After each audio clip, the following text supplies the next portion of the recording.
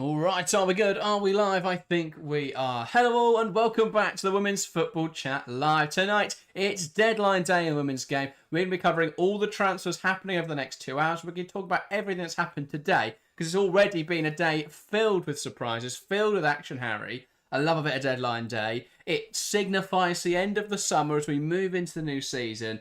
I can't wait to see what happens over the next 2 hours. It's the most important day until tomorrow, really. But it is, as you say, it's been a crazy, crazy day of transfer news. We've had so many deals already completed across the last 24 hours. We've seen some really heartfelt transfers. We've seen some big stars who could potentially be moving in the next 2 hours. Hint, hint. But yeah, it's a brilliant day. I love deadline day. I think, as you say, it's vitally important because you've got clubs signing big stars. You've got sides doing their late business. You've got managers who have just been appointed on an interim basis at Leicester City who have the best part of 2 hours to go and build a squad. But yeah, it's so much has already happened today. So much is bound to happen in the next 2 hours. And I'm really looking forward to seeing the signings as they come in and as we close the window in just over 2 hours' time. I have to say, Leicester's decision to just decide with 11 days left of the transfer window to just throw everything throw everything at a fan and see what splatters out of it. It's been amusing because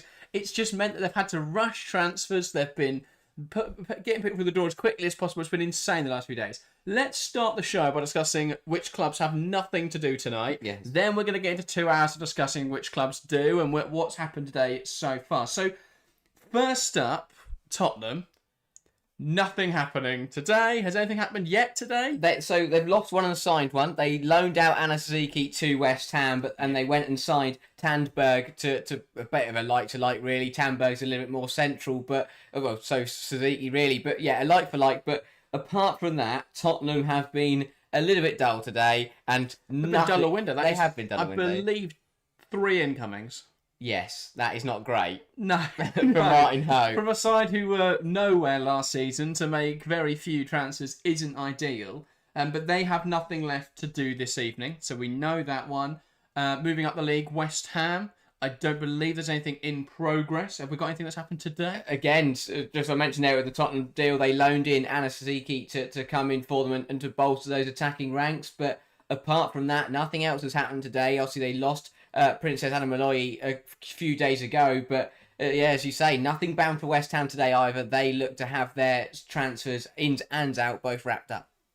Fair enough. We'll get through it. We've got loads coming into the live chat as well. Harry, you need to make sure you're on the graphics in 3 minutes' time. So we've got those ready to go. Lots of people talking about the Jess Park transfer. That's definitely something we're going to get into. Yeah. We're waiting for an announcement on that later this evening. London City, very busy. I think they might be done. They might be done. They yes. should be done by now. I hope they're done. Obviously, they bought in early. Announced bringing Corrales earlier today, which looks to be around €500,000, which is an incredible deal. Activating her release clause from Barcelona.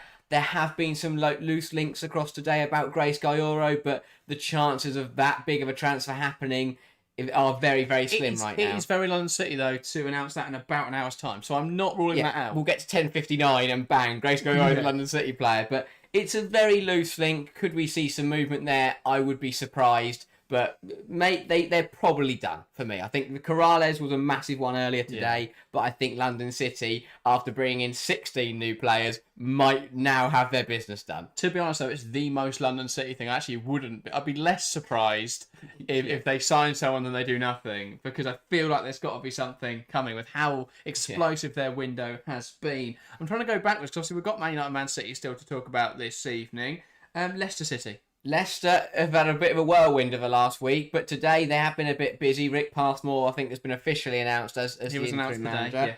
And they also made 2 good deals, to be fair. They brought in Van Egmond from Birmingham City on a 2-year deal plus an option to extend, and Olivia McLaughlin from Rangers on a 3-year deal. So some positives to take at the end of this window for Leicester because, I think Leicester's biggest problem has been losing players for free at the end of a deal. But, bringing in McLaughlin on 3 years, bringing in Van Egmond with 2 years plus 1, they are strong long-term deals that are going to lock them down. I think Van Egmond is going to be an interesting one. I think McLaughlin, though, is a very good deal. A young player who's looked pretty decent at Rangers across last season. So there's a reason they've given her a 3-year deal, because she's a very good player. But yeah, Leicester look to be wrapped up. They bought in Van Egmond and McLaughlin. They bought in a new interim manager in Rick Passmore. And obviously they lost Ruby Mace yesterday. So a bit of a mixture of the last couple of days for Leicester City. Yeah, it's been absolutely manic in the last week for Leicester. We are now at 9 o'clock, by the way, so let's get the graphics into the show. By the way, tonight we're going to have our topic of discussion hopefully here throughout the show. So if you're watching on demand and you want to catch one piece of the show, you can go to that specific bit. If you're watching live, you just have to wait for us to get to that, unfortunately. We've got a lot to cover this evening. But yeah, what clubs we'll get to Arsenal, as that is on screen last. But up next we've got Liverpool. Have they finished everything now? I think Liverpool are done. They have. I don't see Famitsu happening now with Bernabeu. No, they don't. But as you say, you mentioned Bernabeu there. They've had a very, very busy today, bringing in Alejandro Bernabeu on a permanent deal. That looks to be a like-for-like replacement for Taylor Hines. They also brought in Olsen, who was heavily linked with the WSL, but she has now ended up in red for this season, and also a loan for Olivia Smith from Barcelona to come bolster those defensive ranks for Liverpool. I think that's a very, very good deal. A player that looked very comfortable in the Euros for Poland, coming in from Barcelona on loan, going to Liverpool, and I think Gareth Taylor has picked up a good triplet of signings there. But yes, Liverpool do look to be done for this evening. I think Liverpool have ended up with one of the strongest defences in the division based on who they've picked up this season. I mean, obviously, excluding the top four, I should say. I think obviously they've got a bit of a gap to bridge there, but they've ended up with quite a strong backline. For a team that were rather leaky last season in some games. I think that is a huge improvement. I think Taylor will be able to bring a real bit of solidity to that side, a bit of structure. So I think that is really important to discuss. Up next, I'm trying to go up in alphabetical order, which is incredibly difficult to do. Everton, they bought in Mace yesterday, but they had all their business wrapped. They did their business 2 months ago. They had a brilliant January. They had a brilliant January. Then, as soon as the Euros finished, they went out and bought 4 or 5 players. They picked up Ruby Mace yesterday on a 3-year deal. But apart from that, the Toffees look to be settled this evening. Leicester, breaking news: Rosella Ayane in. She was at Tottenham last season as a free agent, has been brought in on a 1-year deal. So that is, I think, a good move for all parties. Ayane getting back into the WSL. Leicester with legs, I think, in midfield is important. And that sums up exactly what I was about to say, just in general, that I think that, forgetting the top 4, all the other clubs in the league, it's either going to be a surprise deal or no deals, and that Ayane one has just come out of nowhere. But that is not a bad pickup. A player that didn't really feature for Tottenham, but could really shine in a Leicester side that really needs some help in attack. Yeah, that one coming from Emma Sanders, by the way.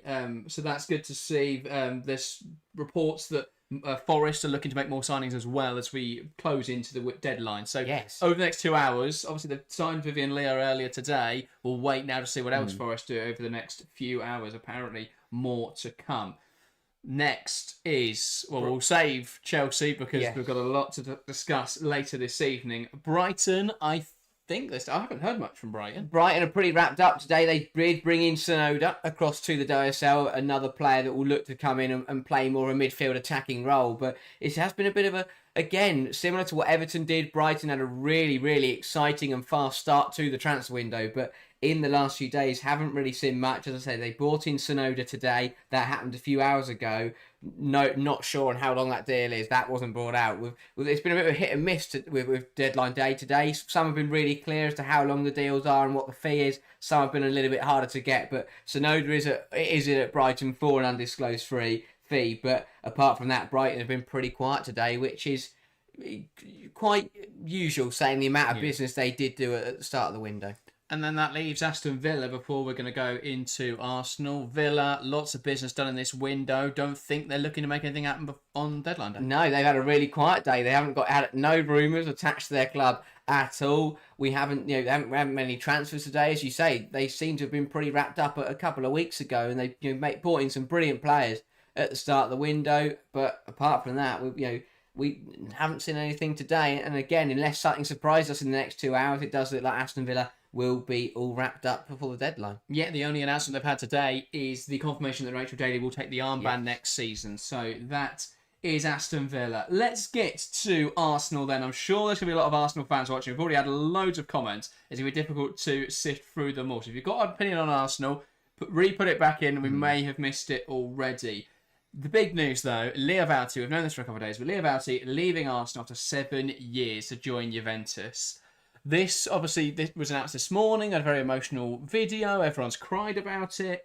Now that we can start to get to the rational side of it, though, I feel it was the right time to move Wälti on, but I can't understand the decision when Arsenal haven't signed a replacement. Yeah, I agree with that. As you say, it's been a tough one, I think, to take for Arsenal fans, but after 7 years, I think it's right for Wälti to move on. She is a very, very good player, but if Arsenal are looking to be ambitious and push on, is Wälti, has she still got the legs? Has she still got the ability to play in a side that want to win the league and want to win the title?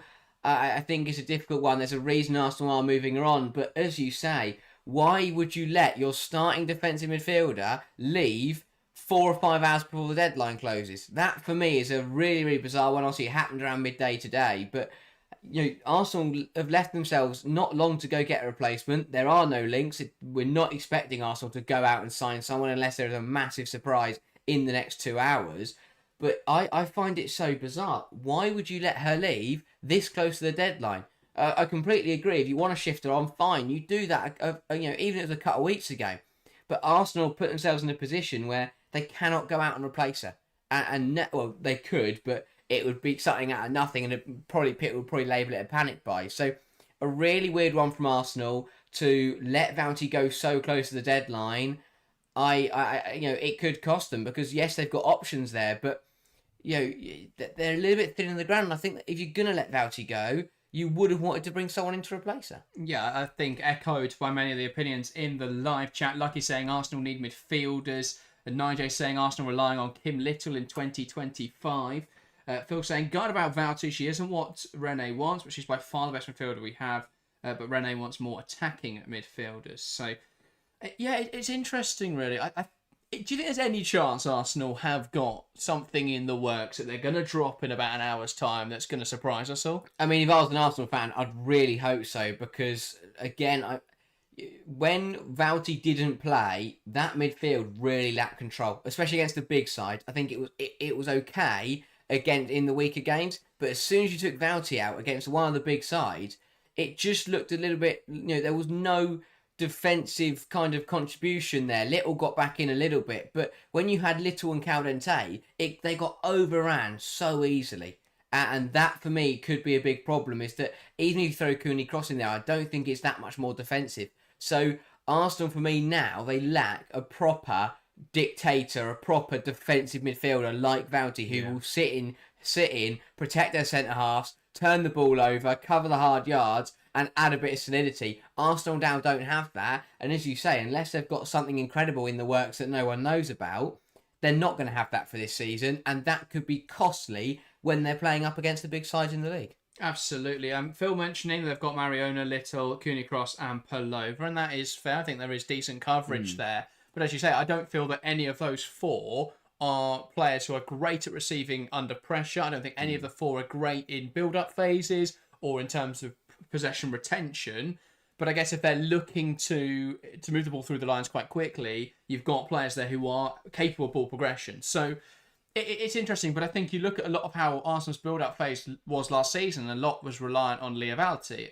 And I do just wonder whether that defensive transition will be harmed by not having someone in there who's a little bit more defensively minded, because Wälti is going to sit a little bit deeper. She is going to screen that back 4 a little bit better. And so I do just wonder how that's going to impact Arsenal's midfield. But I feel there'll be more energy in there. So if they're looking to counter-press quite aggressively, then I think that can work. My fear is once they play through those lines, who's there to sweep up in front of the back line? That will be the big question. CFW Talk says, remember, Williamson can step into the 6 role. The problem with that, though, is Arsenal don't have any centre-backs that I rate particularly highly. I think there's a lot of defenders who are just sort of that decent bracket, but in terms of WSL winning calibre centre-backs, I think that's their weakest position. So to take Williamson out of that would be a travesty, I think, for me. The fact that Catley starts over the likes of Kadina and Ruben Moy has got to be a concern for those players. And yeah, I think it's difficult, but Kadina's never really adapted to the league. And I think Ruben Moy is too similar to Williamson to be complementary. You need someone like a Catley in there who's a bit more defensively minded and doesn't try and look for the glory pass every time, plays those sensible passes. So yeah, I just wonder how that midfielder's how that midfield's gonna look, because you always need a more defensive linchpin. I know people, you look at Barcelona, they love to play an attacking, very aggressive midfield three. And of defensive midfielders, Geyoro's very aggressive, but she's still more defensively minded than anything Arsenal have. So I just wonder how the Arsenal composition's going to look. Yeah, it's a difficult one. I really do. I think that the other change we will see is that Cooney Cross will come in for Kim Little. So I think Arsenal will be looking at a Cooney Cross Caldente pivot.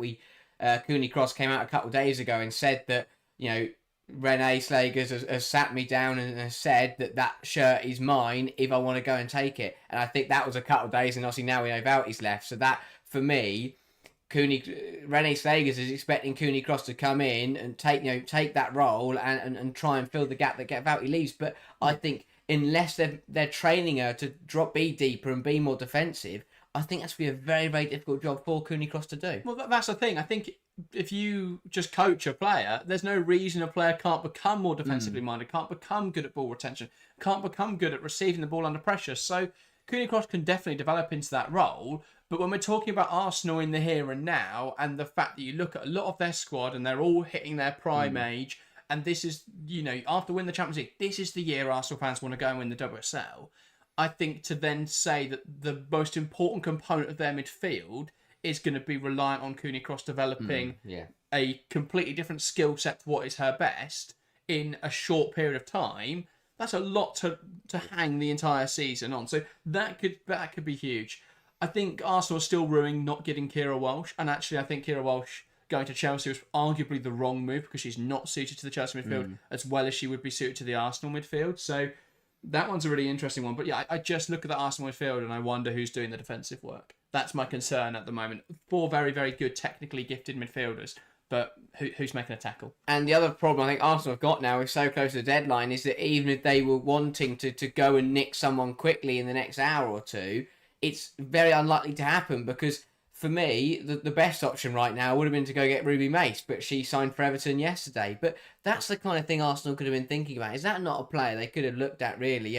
Everton buying Mace for 100 grand. If Arsenal went in there with a bid of 110, 120, went and hijacked that deal, then that would have worked. But that hasn't happened. Mace has gone off to Everton.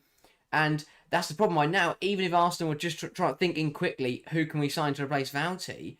Looking up and down the league, I don't really see anyone that I look at and go, yeah, they should go sign them because that would be good enough.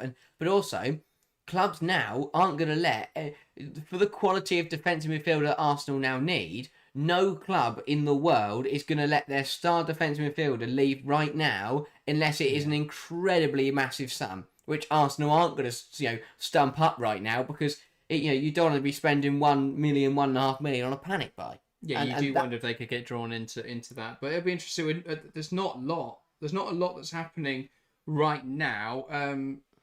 Could we see something before the deadline? We'll have to wait and see. If they were to announce an Alyssa Sense in the next few hours, that changes massively. I think that's the perfect composition in terms of someone who is defensively minded, but also able to pick out a pass very well. And I think that would exactly suit what Slagers is looking for. So, yeah. A few other thoughts. What do we want to move to next in the pecking order? Alex saying I rate Palova more than Kyra Cooney Cross.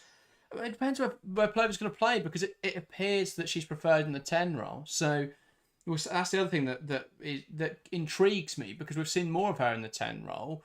I think Caldente is best on the left wing, but they're probably going to have to play deeper in midfield because they don't have enough midfielders at the moment, Arsenal. So, yeah, one of those situations where we can't really be sure what's going to happen. Maybe something will come in before the deadline and change my perspective on Arsenal's midfield right now, but I just think it's not the strongest. Yeah, and that's the problem, is that if they don't get a deal across in the next hour and 45 to someone, it's going to be a whole season where Arsenal have to put together a non-perfect midfield, which, as the reigning European champions, as a side who want to go and win the league, you don't beat Chelsea with a makeshift pivot. That's not going to happen. So I think that they have missed a trick by letting Wälti leave so early, and I think that could cost them, towards the end of this year when they're playing some of the best sides in the world. Because unless Cooney Cross has learnt to become one of the best defensive midfielders, then they are really going to struggle to have any solidity in those big games. Yeah, Dr. 92 asking, are clubs allowed to sign free agents beyond the deadline? Could that be the solution for Arsenal if it's possible? Yeah, free agents you can sign at any time. The question would be who is available right now that Arsenal would want. That's the biggest issue. Maybe Arsenal look to see who's available in January. If someone like a Sam Coffey becomes available, then you make that move then. You take the 6 months to see who's the best fit, knowing that you can make up for that in January if it's not good enough. So, yeah, they've got options in that regard. So we'll have to just wait and see, I think, on that one. I don't think we're going to see anything from Arsenal before deadline. Maybe we will. That would be a big surprise, but that's exactly what we're here for, isn't it? A big surprise on deadline day. Shall we get to one of the big moves then? People asking to talk about Alyssa Thompson. I want to wait for Thompson in case it gets announced, but we can talk about it now if you want. What have you got on the running order, Harry? I mean, realistically, we are sat here waiting for the three big ones, really. We've got Grace Clinton, we've got Jess Park, and we've got Alyssa Thompson. Should we go Grace Clinton because we have got, we've got Clinton announcing that she's leaving. Yeah. So it's all but a done deal there. So we can discuss then what has happened over there. So yes, I'm going to find the exact quote, if I can, from Clinton. I'm just seeing if anything else has happened. Newcastle United have just signed Georgia Fox on loan. I think that's a good deal for them. There's been a lot of loan moves into WSL 2 today. Off the top of my head, we saw Evie Rabjohn, which I think is a good move for her to get consistent minutes at Sunderland. We saw Vivian Leah, of course, go to Nottingham Forest. Just trying to think if there are any other big ones to my head. Kira Barry's gone somewhere. I want to say that's Sunderland as well. So a few different options. MJ asking, is Bunny Shaw fit for tomorrow's game? As far as we are aware, I think so. I haven't seen the Eglert's press conference, but I haven't seen anyone saying that she's out. Chelsea's press conference, we saw that Ramirez is out to the new season. Safiwe saying that everyone at City is fit. So that is good to know that we've got... City full strength tomorrow. Chelsea, obviously, no Mara Ramirez until January. No Lucy Bronze until approaching the new year, apparently. No Lauren James into, definitely for the first few weeks of the season. Sam Kerr, though, fit to be in the squad tomorrow. Could start the game. We'll have to see what happens on that one. Let's discuss Manchester United, though. We've already got RC putting rat emojis in the chat. So United fans not happy with the decision. Grace Clinton announcing her departure. Then this is what she said on Instagram. Me and the club have taken the decision to part ways over the past few days. To our supporters, from the day I signed as a teenager, I was overwhelmed by your support for me and the team. You're an unbelievable fan base and always our 12th player. It's been a very difficult decision for me because of the love I have for my teammates and for you, fans. However, I feel the future of the club and I aren't on the same page. For me personally, the next step is about growth. I want to continue to develop and learn. Thank you for everything. Very interesting statement. I find it difficult to say you love a club when you're moving to their rivals. 100%. I think that it is a very interesting one there. Obviously mentioning that her and the club don't align on the future. Basically, she's been told she's not going to start at Varela Toon and wants to move on. And I think that that's the thing for Grace Clinton. She wants to be a starting number 10 in one of the best sides in the world. She doesn't want to be the backup 10, and she doesn't want to start in the 8, in the pivot. So clearly she's gone to Manchester United and said, look, this is what I want. I either want to be starting in your 10 or I want to go. United are never going to say that she'll be ahead of Toon in the pecking order. That's just not going to happen. And obviously Clinton has made the decision to leave. And obviously that's the thing. I think it's important to break both down, is that why she's leaving Manchester United and why she's joining Manchester City. Because I think that overall, the decision to leave United, that's fair. She wants to be starting every single week in her preferred role. She knows that can't happen with Ella Toon at Man United, so she wants to leave the club. That, for me, that bit is fine. She wants to move on from United. I've got nothing wrong with that. Moving to Man City is interesting. Now, whether it's Clinton... I don't think Clinton deliberately went, okay, I want to leave the City. It definitely feels like it's more that Clinton, has, and United have made it clear that Clinton is up for sale and wants to leave, and it just happens to be that Man City are the ones who are interested in it. It's very smart from Man City when you see that one of one of the best players on your rival team is available, of course you're going to try and take the opportunity to go and sign them. So I do think that it's good for City, fair play. Of course, that's exactly what they want to do, and we know that they have been bidding and tapping up Clinton all summer, and it's just, it's taken this long to get the deal across the line. But I think it's an interesting one from Clinton. I think it is more that for her, she's taken the rivalry out of her head and simply just wants to leave to start at another club. Yeah, I think it's an interesting one. Obviously, Clinton's been pushing for a move now for what feels like all of last season, but I think it's understandable. She's not going to be the star at Manchester United. She's not going to get starting minutes. And actually, while I know I've seen people talking about the Clinton, especially on the United side, people talking about the swap deal, saying that they've got the worst player or, they're losing the better player. And obviously, I think that's a very subjective opinion. But I think when you look at the situation objectively, it is beneficial for all parties. You've got players in Toon and Park and Clinton who are better tactical fits at the other team. And so for them individually, they're going to get more minutes and increased role. You look at Park this season at Manchester City.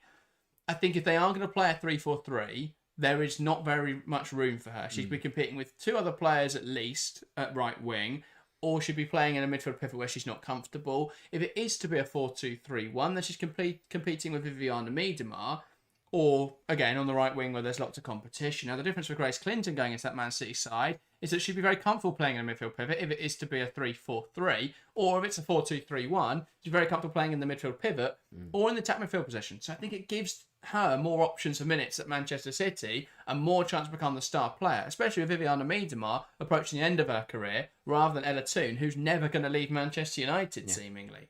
So I think for Clinton, there's a clear route to being the star player in this City side. And I think there's an expectation that she will start almost every game. She's still competing with some top quality players, but I think Clinton will back herself to go into that environment and become a starter.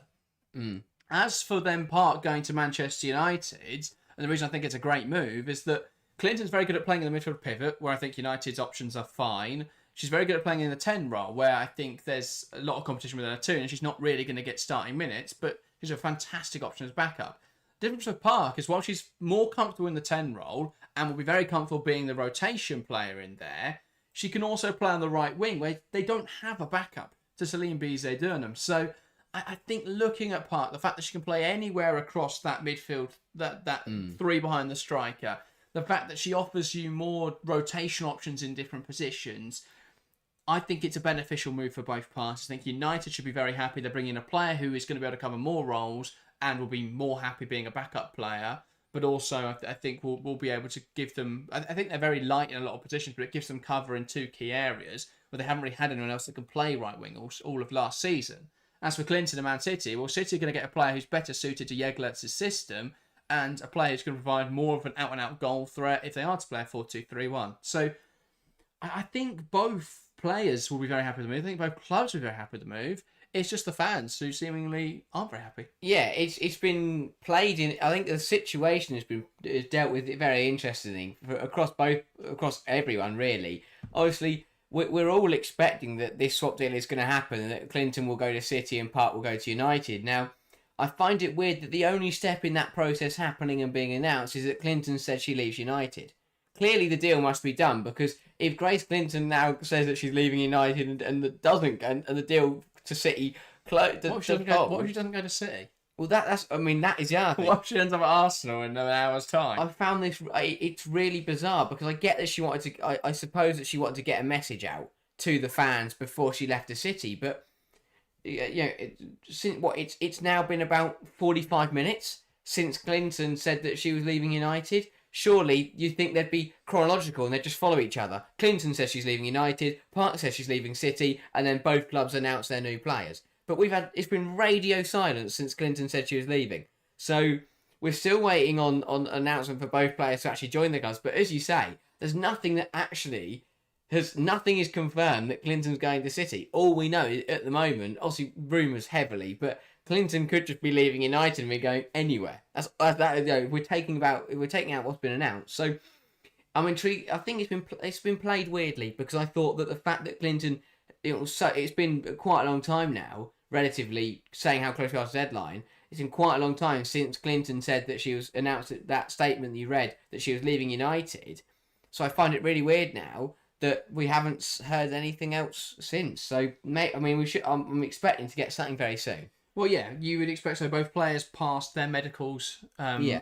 last night and then into today. So you'd expect it's just making sure the announcement is timed at the same time and stuff like that. So, yeah, we'll wait and see what happens there. They'll be finalising the paperwork and they'll be looking to get those deals over the line as quickly as possible. Nottingham Forest have announced the loan signing of Nahikari Garcia. So she has gone from Athletic Club to Denver Summit on a permanent transfer. Denver Summit aren't a team yet, though, since they don't start at the end of herself 2026. So she's gone on loan to Nottingham Forest until the new year, when she will then join the new team. Okay. That is probably one of the most unique and bizarre transfer sagas I've seen, but Forest are making some waves. They have been very, very busy over the last couple of days, and they are really starting to throw some money around and get some loan deals in to help their promotion bid. But yeah, I mean, a bizarre one.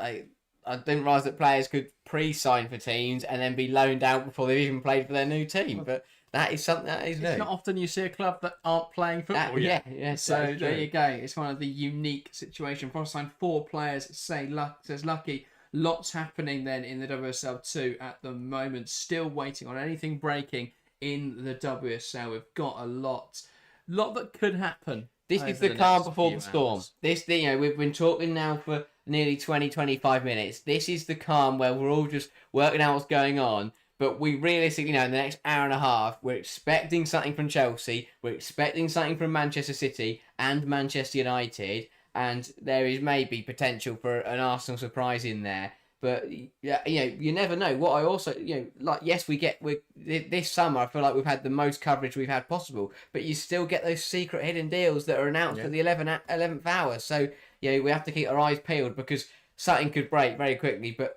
that's the thing. This is the con. This is, while everyone is still agreeing things, the announcements are really going to ramp up across the next hour and a half as sides start to finalise those deals because right now, there's a lot of travelling going on and a lot of negotiations being held. But realistically, in the next 90 minutes, a lot of clubs and players are going to be putting pen to paper. Yeah, it's fascinating how at the moment we're just waiting for teams to print off the final papers. Yeah. That's what we're waiting for now. Nigel says, I still can't believe that we're letting go of Park just to get Clinton. Yeah, I haven't heard much from City fans on this. If there are other City fans in chat, let us know what your thoughts are. Personally, I think Clinton's more... I get Park is homegrown, so that's definitely an aspect to it. But it's complicated, obviously, by the fact that both players have 1 year left on their contract. Mm-hmm. United are very keen not to be burnt by what they have been in the past with Alessia Russo, Mary Earps. So you understand why they've decided to lose her now on a fee rather than lose her for free next summer. But... yeah, I feel like I don't know which side's getting the better end of the deal. I've done a video that will go out tomorrow morning, but I still couldn't decide in that which side's getting the better end of the deal. I think both sides should be very happy with what they're getting. I think they've both got players who are better fits for those teams, but I can understand from a City perspective, losing a homegrown player will sting that a little bit more, especially losing a homegrown player to your direct rival. Yeah, and that's the thing. In terms of the rivalry and the negotiation, Man United absolutely won in the boardroom. So, as we said earlier, City have been bidding and tapping up for Clinton all summer. It got to the point where, at the start of the week, United said, you don't get Clinton unless we get Park. And Man City have folded to that. So it has been a summer where United have repeatedly held their own against City. They've completely dominated that negotiation. They held out. Then they got exactly what they wanted. And as you say, they've learnt their lesson. If Park does join Man United tonight, it will be a 4-year deal as well. So Man United completely dominated the negotiation. Have now will get Park down to a 4-year deal, which is very, very long, quite long for the women's game. So for me, off the pitch, United have absolutely won this. On the pitch, as you say, it's very close between the players and what they offer to the clubs. But in terms of in that boardroom, the credit to the Man United recruitment staff because they have absolutely schooled the City recruiting team. But they have sent them on a wild goose chase to try and get Clinton, and on the way, City have lost Park and probably lost a lot of respect from their fans. Do you think United have got the better end of the deal then? I think so, yeah. I think Clinton's a very, very good player, but for me, I think Jess Park, for me, again, is a player that did very, very well last year, but she did struggle with injuries, and with the lack of players at Man City last season, she was very much forced to either play a deeper role, or she had no one to give the ball to, or to give her service. At United, she's joining a side where wherever she plays on that front four, she's going to have players to link up with. And I think that, again, we will see the Jess Park... I think we'll see the very best of Jess Park at Man United. Can I say the same about Clinton? I'm not too sure. They're both very, very good players. But yeah, I think for me, Man United have won the negotiation and have probably got the better player. Yeah, fair enough. Right, so we've got a lot of City fans with opinions. Philly Arsenal fans saying me too. Nigel agreeing that it's a baffling decision. We've got a few others. Got to scroll down a little bit. Kiara saying, I'm so surprised Park is going to United. Phil says, can't see Grace starting for City. Bailey says, weird sideways move. Thor Music, something else, saying, personally, I've loved the fact that Clinton appears to be headed to City. I feel that Clinton is perfect for City in a way that Park wasn't. It's what I love about transfers, because everybody has a different opinion on it. It's one of those where we can sit here and speculate constantly, but ultimately we'll wait and find out in 22 game weeks' time.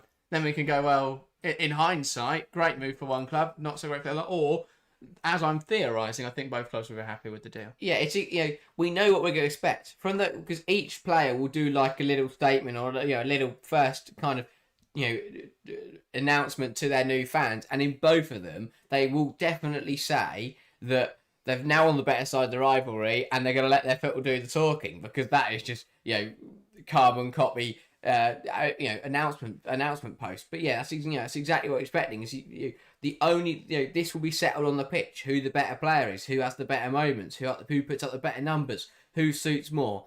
And someone mentioned in there it's a sideways step for Clinton. I think that's a very interesting view, because is Clinton guaranteed? She's moving from Champions League football to no Champions League football at a club where I still don't think she's 100% guaranteed to get the minutes that she's looking for.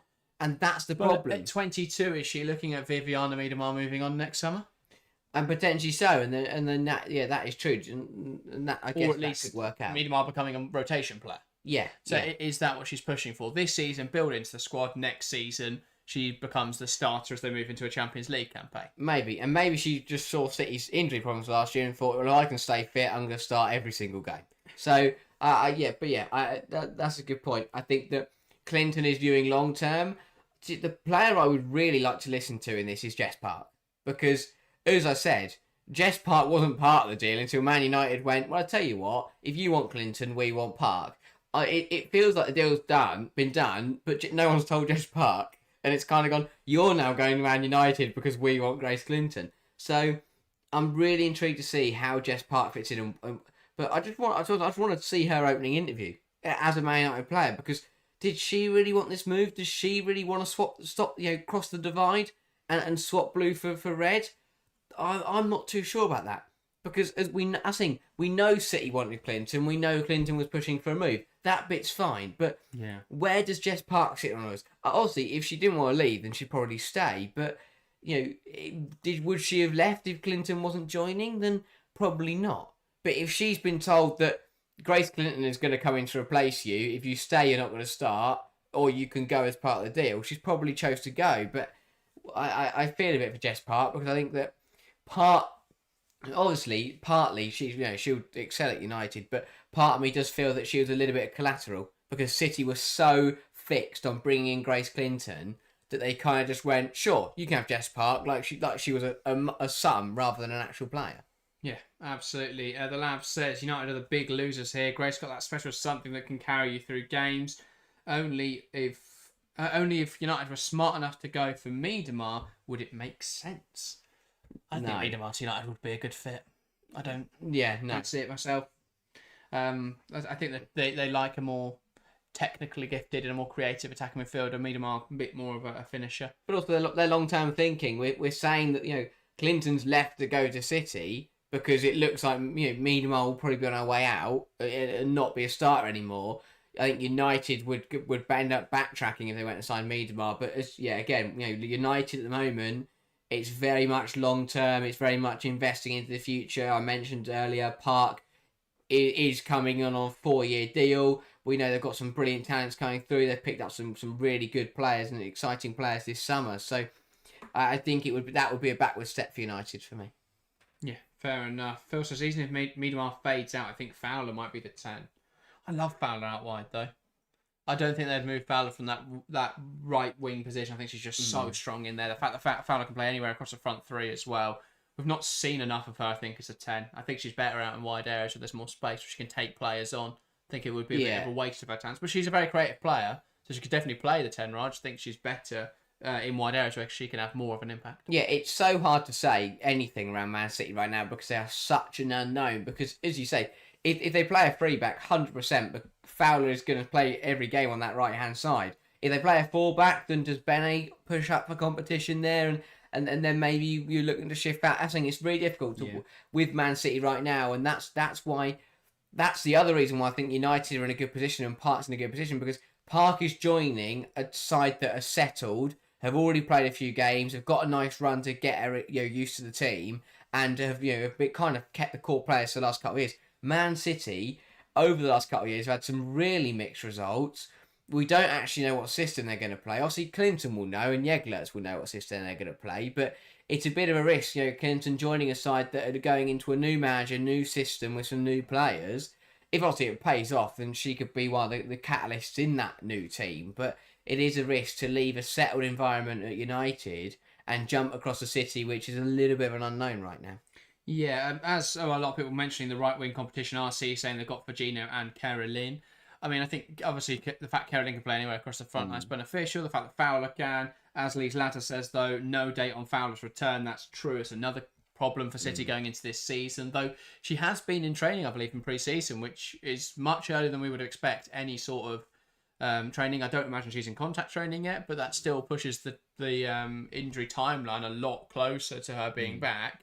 So definitely something to consider. I didn't think we'd see her in 2025 again. So that's it looks like we may see her earlier than expected.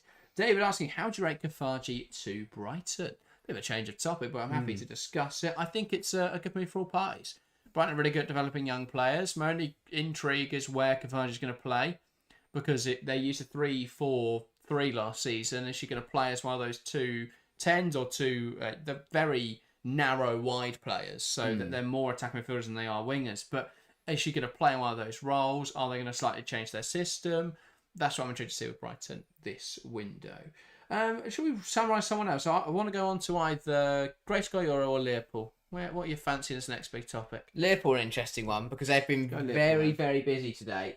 They've done loads. They've had a window where I think a lot of people would have said, myself included, they've not done enough to replace Olivia Smith. It's probably still true, but they've done some business now. They've looked to make some transfers happen. So I think it's interesting. RC says, the issue for me is if everyone's fit, you don't sacrifice Hemp, Caroline, Viv, Bunny or Fowler for Clinton, and you don't take out Yui, so it's the Lohman role. But she can play the Lohman role. That's the thing. She's very good at playing the Sydney Lohman role. I understand, obviously, that they can't really coexist in terms of they can't both play the 8 role at the same time. But City had a problem last season because they didn't have enough depth options. The fact they can rotate both their players, the fact that Clinton can play in the 10 role, I think it gives them options in those two midfield positions, and they will be able to then rotate across different competitions. So, yeah, they're definitely stacked with talent, but you'd rather have that headache than the headache of what they had last season when it was which under 21 are we going to call up to play middle midfield, or like Alexandri, playing in middle midfield because they didn't have enough options. So I understand that your point, but I'd also say, well, they need players, especially when they are going to be looking to be in the Champions League next season. They need to have a bigger squad. So I think to sign a 22-year-old who's going to cover more than one position that they need, I think it's really important. Whereas Park plays a position which they've got a lot of players that can cover. So, yeah, I think overall for City, it's a beneficial deal, but we'll have to wait and see. Let's discuss Liverpool then. Interesting. Well, Haviz, by the way, we spoke about Wälti earlier this evening. we haven't got. I mean, Arsenal haven't said anything about making a replacement for her, so we'll have signing a replacement. So we'll have a look. If anything does happen, that would be a big surprise, but it definitely could. So stick around towards the 11 o'clock deadline. An hour and 20 minutes remaining in the deadline. So yeah, we've got to just wait and see what happens there. At the moment, though, Arsenal, no one to replace Wälti. Let's talk Liverpool then. Slow transfer window up to this point. The only signings have been the permanent addition of Sam Kerr, which I think was very handy, and the signing of Lily Woodham. But today, some big deals coming over the line for Liverpool, Harry. Yeah, as you say, it has been a difficult window, I think. Liverpool fans would have been slightly worried with only 2 additions and the big loss of Olivia Smith, but a strong triplet of signings on deadline day. I think starting with Bernabei coming in on a permanent from Chelsea. Obviously, she spent the second half of last season on loan at Liverpool, and that deal being made permanent.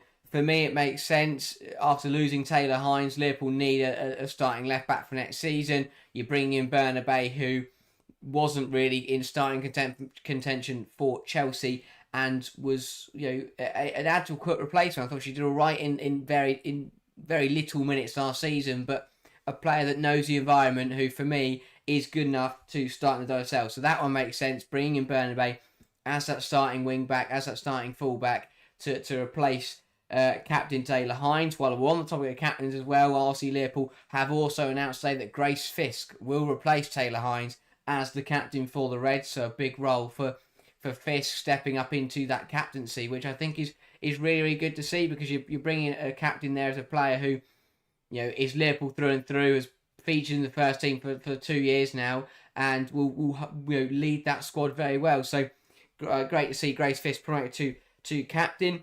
The second deal of the day was Olsen coming in, and this was a bit of a bizarre one. So basically, it had been rumoured by a couple of sources that Beta Olsen was going to join the WSL. No one really knew where. All we'd known that was that there was someone in the WSL had interest, and it was announced that Liverpool would sign her today. Now, I think she's a decent player. Again, a bit of an unknown. I thought she did very, very well last season, but can she come in and step up to that Liverpool quality? It will be very, very interesting to see. It's another player that I think it doesn't boost, like, it doesn't, it's not a ceiling raising signing, but it definitely adds. It could be. It could be. This could be their Smith. You look at her numbers last season. Maybe. I want to say it's something like 11 goals in 14 games or something high. I remember seeing someone talk about it earlier that I probably butchering those statistics, but she scored a lot last season in the Swedish division. Obviously, that doesn't necessarily translate 100% into the WSL.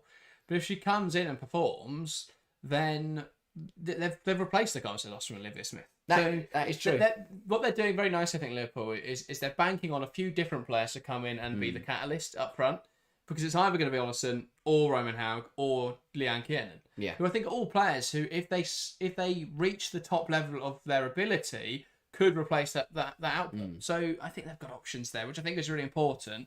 What I will say is I don't appear to have any wide players. Do you think we could see a switch to something a little bit more narrow next season for Liverpool? Potentially so. I think making use of wing-backs potentially. I mean, Lucy Parry was linked to Leicester with a loan deal, but that is off now. So could we see Gareth Taylor try something a little bit different next season and make use of wing-backs? 100%. If you want to go, if he wanted to go narrow, pack out that midfield, because, as you say, the quality of midfield options for Liverpool is incredible. They've got Bernabei and Parry, who are very, very good at getting up and down, and you've got Nagano, who would offer you a lot of defensive solidity if you did want to push both wing-backs on or be aggressive with at least one of them, if not both of them. So I do think that there is an option. With the deals that Liverpool made, there is an option to be more. I think that's what they've done, is that Liverpool next season are looking to be more offensive, be more aggressive, be on top in games, have more of the possession, and be in control. I think that's one thing they've lacked massively in the last couple of years under Matt Beard, and then it was a bit hit and miss under Whiteley. But overall, Liverpool, I think they got used to being a bit of an inferior team, turning up and going, well, the other team are better, so we're going to sit off them and then just try and counter-attack. And yes, there's nothing inherently against that, but I think that with the quality of players they've got, they have the ability to get on the ball and be a big side, be on top, and be the bigger team on the occasion. And I think that there is definitely an option. There's definitely an option next season to be more aggressive and to utilise the numbers they've got in midfield. Can I just, because Sarah's referenced something that I've just been doing on my phone. Liverpool just tweeted not to go to bed just yet, lol. I've just been refreshing, expecting that to be perfect timing, really. But that could be Risa Shimizu. That could just be. waiting to find out what happens on Liverpool's end. But keep going. If something breaks, we aren't going to bed. Well, that's the good thing. Do not worry, guys. We are here. So if Liverpool do announce something, then that definitely could be happening. The third signing, then, the third deal that Liverpool made was bringing in Olivia Smith from Barcelona on loan. A lot of people, if you watched our coverage over the Euros, will know that we were raving about her for Poland. And I think, a very, very young, exciting talent that's come through at Barcelona and is already starting for the Polish national team. And on her Euros debut with Poland, I thought she was one of the best players on the pitch. Against Germany, she played 45 minutes, then unfortunately was forced off of an injury. But a very, very exciting talent and a player that, if she can settle into the WSL, is a very, very good defender. I slightly worry about her ability on the ball, and that would be my biggest question. But coming through at Barcelona, that is true. Coming in through at Barcelona, and maybe it's just the way Poland played that made her look. But yeah, as you say, potentially she'll be better on the ball than she was at the Euros, because I think that was my biggest criticism, is that she is a very, very good physical defender. She is very good at bullying strikers, being clean in the tackle, obviously, but also being aggressive, being firm, and getting stuck in. And I think that is a very, very good characteristic to have going into the league, because one of the biggest problems that players have coming over to the WSL is matching the pace and matching the physicality. Shimchak won't have that problem. She won't have that problem. She shouldn't have that problem, because she is physically imposing. She is very, very strong. She's very, very good in the tackle. And as you say, if she's good on the ball and good under pressure, I think this could be a brilliant, brilliant loan signing for Liverpool. And then, similar to what Everton did with Yana Fernandez, it's the type of signing where if Shimchak does well and Barcelona still have financial issues, then Liverpool could very much be exploring a permanent come the end of the season. So hopefully for Shimchak, she'll come in and impress, and then Liverpool might open up their wallet and bring her in on a fee for a permanent come the end of the season. Speaking of loan deals, Risa Shimizu confirmed at Liverpool Women. So absolutely now the timing on that one. But another handy addition to the backline, Alejandra Bernabé confirmed this evening as well. Where does that leave Liverpool in terms of fullbacks? We saw obviously them bring in Lily Woodham earlier this window. They've got Lucy Parry, who's more of a wing back. Definitely points towards Grace Fisk returning to her natural position of centre half, alongside perhaps someone like a Simchak, perhaps someone like Gemma Evans. They've got options, Gemma Bonner as well. So where does that leave them with fullbacks? Who's playing where?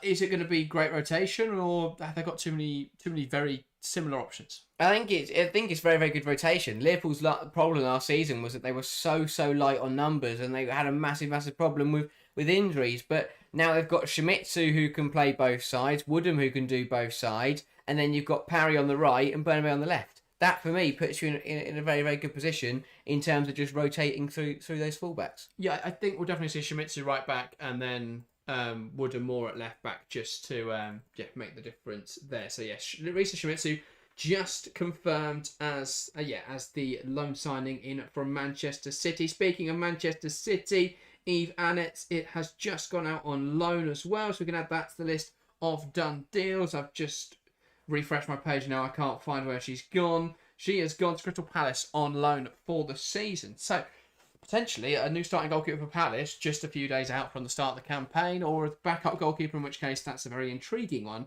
for Eve Annett, going to a club where she's not going to be the starting goalkeeper. Either way, very interesting. City loaning out one of their 5 goalkeepers at the club. So that is, good to see them making another bit of business. Lots of people in chat. RC saying you need Fisk in the centre-back. Philly's saying Fisk back in the middle will be good. Well, Philly's put Risk back in the middle. Don't want Risk in the middle. Do not put Risk. That was everyone's problem. No, they had too much Risk. Too many risks. But as you say, if Liverpool now going into the season with a centre-half partnership of Fisk and Shimchak on the ball, for Gareth Taylor, who's a manager that loves to have possession, that for me is very, very exciting. Shimizu also very comfortable in possession. Alejandra Bernabé very comfortable in possession. I think it gives you different options for different games. If you want to have, either we're going to see them go for a one attacking fullback and one defensive fullback every game, or we'll see them in the more difficult games go for two defensive fullbacks, and in the more games where they're expecting to overrun the opposition, they go for two more offensive fullbacks. It's going to give them lots of options. I think it's exactly what Gareth Taylor wants in those roles,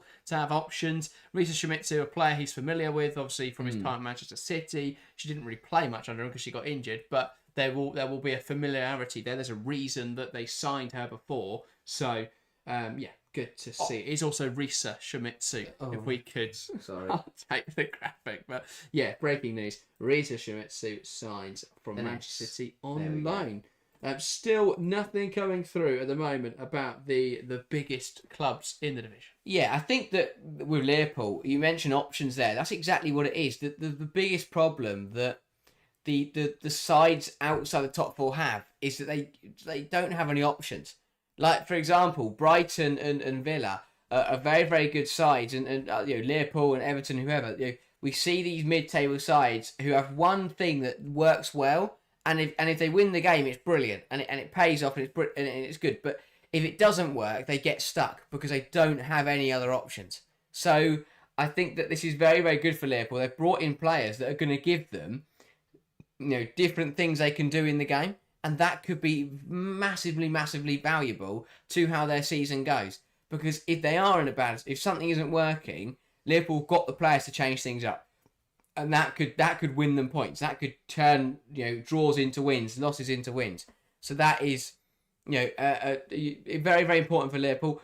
For Shimizu personally, it great for her. I thought off the back of a big injury, exactly. Eased back into brilliant. action. It was brilliant for her. I thought it was brilliant for her last season when she got the move from West Ham to Man City. Great, and then obviously, unfortunately, and did her ACL. But back now, out on loan to Liverpool. I think it can only end well for her. If it doesn't work out, she'll go back to City, and they'll look to either move her on or integrate her into the team. But overall, I think it makes sense for Shimizu. Great for her to go out and get minutes. That's the other thing, is that.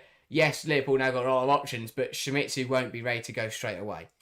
She will need to be eased back into, because I'm sure she's done a lot of training over the last couple of months, but in terms of competitive WSL games, Shimizu will need to be eased in over the next couple of weeks. And that's why Liverpool have brought in 3 or 4 options today. Jonathan Davies, welcome to the stream. Says, hi guys, wonder if Parry will now go to Leicester. Doesn't look likely. I think that deal is off, but we'll have to wait and see. Nothing confirmed on that just yet, but as far as I'm aware, the approach was rejected yesterday. Not sure if the Shimizu deal has any impact on whether that might change. So we'll have to wait and see on that one, but as it stands, Parry to Leicester doesn't look like it's happening. As I say, that could have changed because of this deal. So, but again, potential for anything to happen really over the next few hours. Lucky asking, Barcelona, they only have 17 players for next season. The same situation as we spoke about a few weeks ago. They're going to win the league by canter. I mean, they won 8-0 in their opening week. I did enjoy all the Barcelona fans saying, look, people warned us, we've got things to worry about. No, we don't with Barcelona. It's like, yeah, you smashed the promoted side. Well done. They'll still walk the league. Real Madrid dropped points in the opening game week. League ref is done already. But the bigger thing for Barcelona will come later in the campaign when they can't rotate and when they're playing Champions League matches. It could all change in January, in which case then they'll be very competitive again. But as it stands, the second half of the season would be the difficult part for Barcelona. I think they'll get through the Champions League group stage relatively comfortably, depending on who they play, of course. But I think it'll be, as I say, towards the end of the season where they may start to struggle because they've only got 17 senior players. So, yeah, for now, though, they're going to be absolutely fine, as proven by the opening weekend of the Liga F season. So, yeah, I think they're going to be okay. London City Lionesses have announced a front of shirt sponsor, which is good to see. Shall we move on to London City then? Yeah. And talk about Grace Geyoro. Could it happen? Let's discuss it. Let's discuss other options for Grace Geyoro. Or is she doing what she does every transfer window and telling everyone that she's going to move and then doesn't? That's the big question. But we're going to discuss that over the next few minutes and London City in general. So, yeah, interesting to see what's going to happen there. So, Grace Geyoro, a few weeks ago, announced that it came out that she was linked with Chelsea. And this has been the case for the last few summers. That wasn't a huge surprise. Then yesterday, just as we thought the transfer deadline day might not have much or may not have too much spice, or well, for London City, I should say, they then have been linked with Grace Geyoro, which would be an absolutely ridiculous signing. Intrigued to see, hear the thoughts from the live chat on Geyoro. Could it happen? Would it be a great addition? Let's discuss it. Will it happen to London City? Would it happen to another WSL club? Is Geyoro moving anywhere in the next few hours? The rumours have dried up considerably, I should say. We haven't heard anything, really. We haven't. Today. But as recently as yesterday she was linked, Harry, do you think it would be a good move for London City? I think so. Of course it would. I mean, they keep signing players, but I do think Grace Geyoro is still a defensive midfielder who can play at the very, very top level. And that's why I think this would probably be one of their best signings of the summer.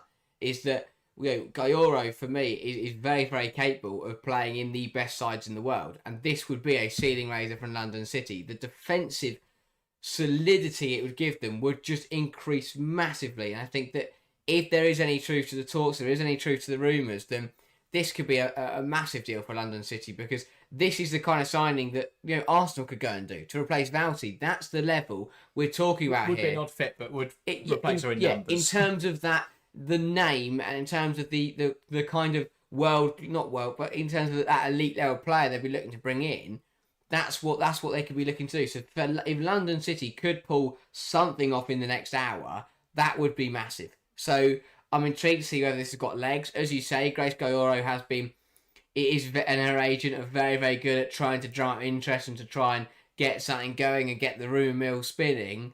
But it will be interesting to see whether there is anything to this, because if there is, then wow, London City could really end the summer with a bang, and it would probably be their best signing of the summer.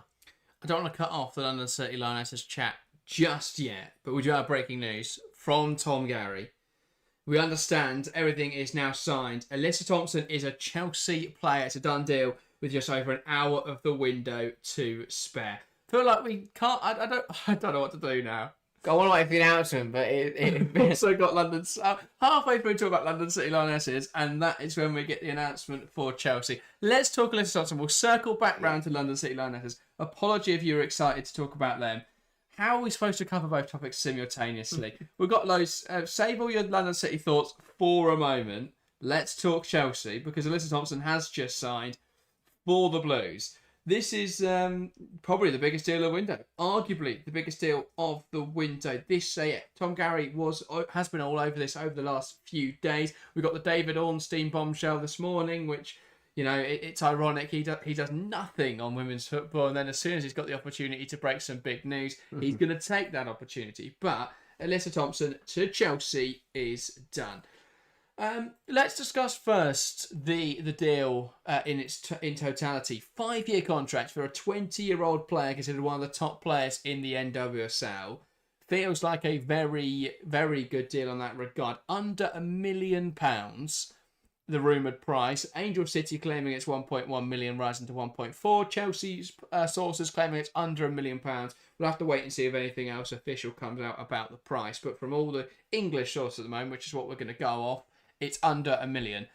It feels in the current market like a bargain. It's absolutely brilliant. It is an incredible piece of business. This is the kind of signing that you have to make when you are, when you go invincible. We said this about Chelsea, that a deal was coming, something was brewing, that to back up an invincible season, you have to go and sign someone big. When you want to go and win European glory, you have to go and get someone big. And Alyssa Thompson is that deal. When, especially when we're discussing a market where the world's best players aren't really available. Bonmati and Putellas weren't going to leave Barcelona. Sophia Wilson is just had a baby, and same with Mallory Swanson, and Rodman's had some injury issues. So when the options weren't there, Chelsea have gone out, and for me, they've signed one of the best players in the world right now. And to do that for under £1 million is absolutely brilliant, on a massively long contract as well. It is a perfect deal. The negotiation has been absolutely smashed by the Chelsea recruitment team, and they've gone and got a player who could be completely game-changing. And if you thought Chelsea could go invincible, now adding Alyssa Thompson into that mix is absolutely massive. When you're looking at that WSL title defence and that potential, elusive Champions League title, it feels more achievable for Chelsea with Thompson in the door, because it's the one position on the pitch that I think Chelsea can step up in, and to bring in a world-class player like Alyssa Thompson, it's a complete game changer. Absolutely. I think she's going to bring a skill set that Chelsea don't really have, which is someone on that left-hand side who can cut in. It's what Lauren James does so excellently, but we prefer James in the 10 role, and James is constantly injured. So to have someone who is going to offer a bit more dynamism on the left-hand side, someone who's going to cut in and take shots, someone who's very good at progressing the ball through progressive carries. Progressive carries numbers are really strong, so that's good to see. You look at her assist numbers and they don't stand out. When you look at expected assist numbers, they are significantly higher, ranking in, I believe, the 74th percentile. So yeah, I think we'll see her really blossom into a top player at Chelsea. We've seen Americans and the NWSL implode because of this saga, but there's a reason for that. She's a top player, and it's absolutely criminal for the NWSL to lose her. And I think it's fairly reflective of the state of the NWSL right now. It's not the most attractive league to be in. And for a 20-year-old American, she wants to go and play in the best league in the world. That's why she's moving to Chelsea. That's why she's moving to the WSL. So, yeah, it feels like a fantastic move for Chelsea. It feels like a fantastic move for Alyssa Thompson. So, yeah, Chelsea have made a step up, and I think for Thompson, it's a very good transition to a club where she will be a superstar. You would expect, recognised as one of the best, and yeah, they'll be looking at what they can do over this season, whether Chelsea can push on to go and win things. We have got an announcement in the form of Jess Park to Manchester City, I believe. Manchester United. To Manchester United, hang on. Just waiting to see. It's all okay. This is what I mean. We've ticked over into the final hour, and everyone's just gone. Everyone. In the Tom Gary article, by the way, he has also said that advanced talks, Grace Geyoro to London City Lionesses could break the world transfer record. What is happening? What are we supposed to talk about now? Everyone's decided simultaneously to do their transfer. Just going to go find the announcement from Manchester United. But this where's the announcement gone? This final hour is going to kick off at the moment. We've got Jess Park potentially announced as a Manchester United player. Grace Geyoro could break the world transfer record in London City. Jess Park announced as a Manchester United player. Moving on. Who knows? How are we supposed to... I mean, you imagine Clinton will be announced in the next few seconds. I'm trying to buy a train app at the moment that I've clicked on. So that's always good fun. So, Jess Park announced by Manchester United. Alex said everyone wants to be on 10 p.m. news. Exactly, they've all gone at the same time. I'm half expecting Chelsea to announce Alyssa Thompson and Clinton to join Manchester City all simultaneously. Jess Park, the confirmed transfer to Manchester United, is a done deal. We can assume because of that, Grace Clinton to Manchester City is imminent. So that's what deal is now completed. We spoke about it earlier on tonight's show. It feels like a good move for both parties, but there are fans on both sides that aren't happy with the decision. So it's a controversial one, but if they both perform for their respective clubs, I think everyone will be happy about it in the end. Oliver S says Clinton City next. I am excited. HB just shouted Jess Park at us, which is always an interesting one. Delta saying Emma Hayes ? I feel like Hayes had to have an involvement in the Alyssa Thompson saga with the amount of American players moving across to Chelsea. Now we saw Naomi Goma back in January. We're now seeing Alyssa Thompson move. Obviously, Kat Macaro is already there. Rodman's been heavily linked with Chelsea. You've got to feel that is having some sort of impact. Have to say, Jess Park definitely suiting the red of Manchester United. I think that's a comment from a lot of different people looking at this transfer. It's a big one. It feels wrong and right at the same time. It's really weird. I find this always with rival transfers. It is such a difficult one to understand and comprehend. It will look normal and it will feel fine after a few weeks, but right now, to see Jess Park not in the City Sky Blue and now in that rival red of Manchester United is crazy. And what absolute whirlwind of a saga that seems to finally be ended in the last hour of the window. United and City seem to have got their business sorted out. Again, though, I'll bring it back to what I said earlier. What a weird way for everything to be announced. So that the first thing to be announced was that Clinton was leaving United, and now they've announced Park's joining United. But we still haven't, Park never announced he was leaving. What if now City don't get Clinton and they just lose everything. Clinton's off somewhere else, and but yeah, it's a very, very bizarre scenario. But all we know is Clinton is leaving United, and Park is a Manchester United player. Yeah, the comments, by the way, saying Thompson Chelsea is done. We just had a look at that. We will circle back round to that once that is officially announced. But as we were talking about, we've been interrupted twice in that 5 minutes. Yeah. But yeah, we've now got confirmation. Manchester United have signed Jess Park on a 4-year deal from Manchester City.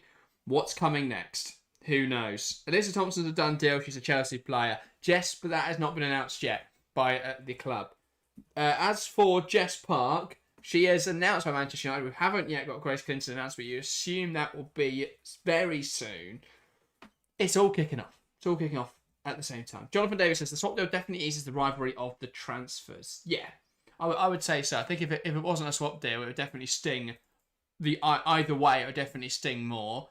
I think the fact they're both players who are not necessarily starting players for their team has made it an easier deal to accept. But the fact that Jess Park is a homegrown player definitely leaves a bit of a sour taste, I think, in the mouth of Man City fans. Yeah, I think so. It's a harsh one, isn't it? Always when you see, I think it's difficult no matter what when you see a homegrown player leave, but especially to leave to your rivals is a difficult one because as a fan, it should feel like that player has been brought up to bleed your colours and to be your kind of flag bearer for their life because they've been brought through. She's been brought, City through and through, committing future to the club, being their star player. And now not only has she left all that, but she's also gone on sign for your rivals. I think will be a very difficult one to take. And if you're a fan, then I think I can understand why you rightfully be frustrated.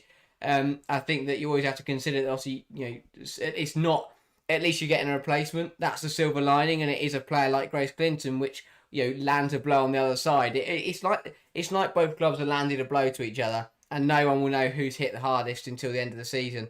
But yeah, an interesting one from Jess Park. To compare the statements by the players, if I can stop winning flights to Dubai on the City website, that would be great. Jess Park has said, Manchester City has been my home for 8 years. The staff, the players, the backroom staff, I all class as family. The club has taught me things that I will take with me for the rest of my life on and off the pitch. And I want to say thank you to everyone at City for supporting me along this journey. I'm so grateful for that. I've enjoyed every year that I've been a part of this amazing club, watching it grow and you watching me grow. The family in which the players have become is one that is incredible, and I truly thank them for allowing me to be a part of that. I've had so many amazing moments at this club that will last a lifetime that I am incredibly proud of. I'll keep them close to my heart forever, but my favourite moments were the ones with the team every single day, week in, week out. The laughter and enjoyment we have shared, I will remember forever. I've made friends for life, and I'll forever be grateful for them. Finally, I'd like to thank the amazing City fans. You have taken me in as one of your own when I came here at just 16 years old, and seeing you with my name on your shirt and hearing my name chanted across the Joey Stadium is a dream I was privileged enough to live. This decision has been one of the hardest I've ever had to make, but I just want to play football and I hope you can all understand that. So on that, thank you and goodbye from Jess. A lot less of a pointed statement at her former side there, but pointing towards playing more minutes. I think that makes sense. Yeah, it does. I can see why hers was announced after Clinton's because clearly she took a lot longer to write hers. But she's been doing that all day. But I think it speaks the volumes of how this whole saga has commenced. Yeah. Clinton wanted to leave and was pushing for a move. Jess Park, was happy to move to Man United, but clearly, would have also been very content to stay at City. So it's a bit of an interesting one. But I don't think it's necessarily Jess Park's fault. I think she would have been provided with the conundrum: either you leave now or you don't start next season. And I think that she has understandably taken the choice to go start Man United. But clearly a player that will always remember Man City and does care about them quite a lot. Yeah, a director of women's football, Matt Johnson of Manchester United, saying, we're delighted to have attracted Jess to Manchester United. She brings excellent technical quality, creative ability and a winning mentality. And importantly, she has a strong desire to join the club and be a part of the project we are building there. Wonder if that's a little bit of a swipe back at Grace Clinton. As the transfer window draws to a close, we are very... Why does this website jump up and down? Man United, sort out your website. As transfer window drawn to a close, we're very pleased with the investments we have made in Jess, Julia and Fridolina, all world-class players who know what it takes to compete and win at the highest level. They will further strengthen our talented squad as we look to take the next steps forward in our development this season and beyond. Everyone's coming out swinging in this saga. Yeah. Clinton's coming out at United. United are coming back at Clinton. Parks feels just sad. just doesn't want to leave Man City. The one club that haven't said anything in the whole thing is Man City. They haven't announced Grace Clinton, and they didn't announce that Park was leaving. They announced at the same time United announced that she was joining. They announced that she was leaving. Why have they not announced Clinton at the same time that United announced? United are winning this, by the way. United are landing blow after blow to Man City here across the negotiation, and now even with the announcements. But well, Jess Park is a Man United player. I did not think we would be saying that when we sat down to do this, but with 51 minutes on the clock, or left on the clock, Man United have gone out and completed their business. You feel that should be the Red Devils done and dusted now until... Well, that very much summarises it. Let's talk United, because I think there's a feeling amongst Manchester United fans that this shouldn't be the end of the window. They're probably still short a centre-back. Yes. And I would agree. I think going into the season with just Janssen, Turner and Letizia is asking for a major injury to take them out. I think the other issue they've got is that right back, I don't think right back's as pressing an issue because Hannah Blundell can play there. Obviously, she's not yet back. Yeah. So if Riviere was to get into there in trouble, the fact that Blundell can play there, the fact that Letizia can play there, the fact that Bizet can play there, is in Skinner's mind. Yeah. Means that they have got adequate cover there, in my opinion, but the fact they don't have another centre-back does leave them, for me, a little bit light in that position. Yeah, I think so. It is always a concern. It's a concern we had last year, and I thought they got away with it massively. The fact that Letizia and Turner both stayed fit for the majority of the season was very, very lucky.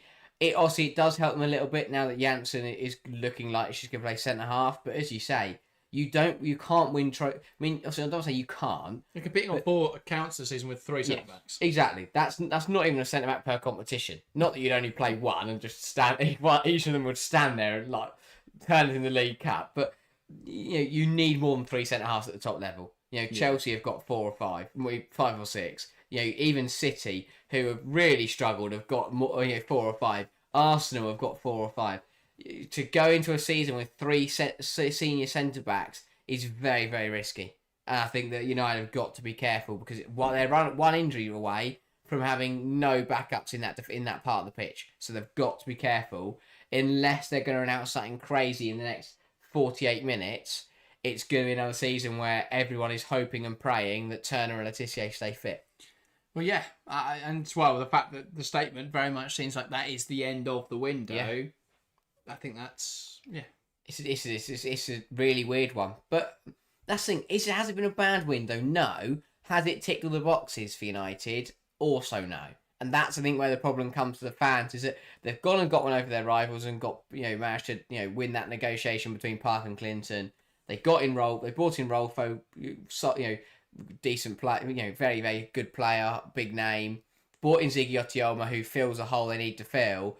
But they haven't checked off that centre half box. I think that will be the thing that will frustrate United fans, is that is potentially an opportunity missed. And also they could, if they get to January and they have got one of them out injured, and they might make a move. But I think it is a bit of a risk not having another centre half in the mix there, because that could be costly.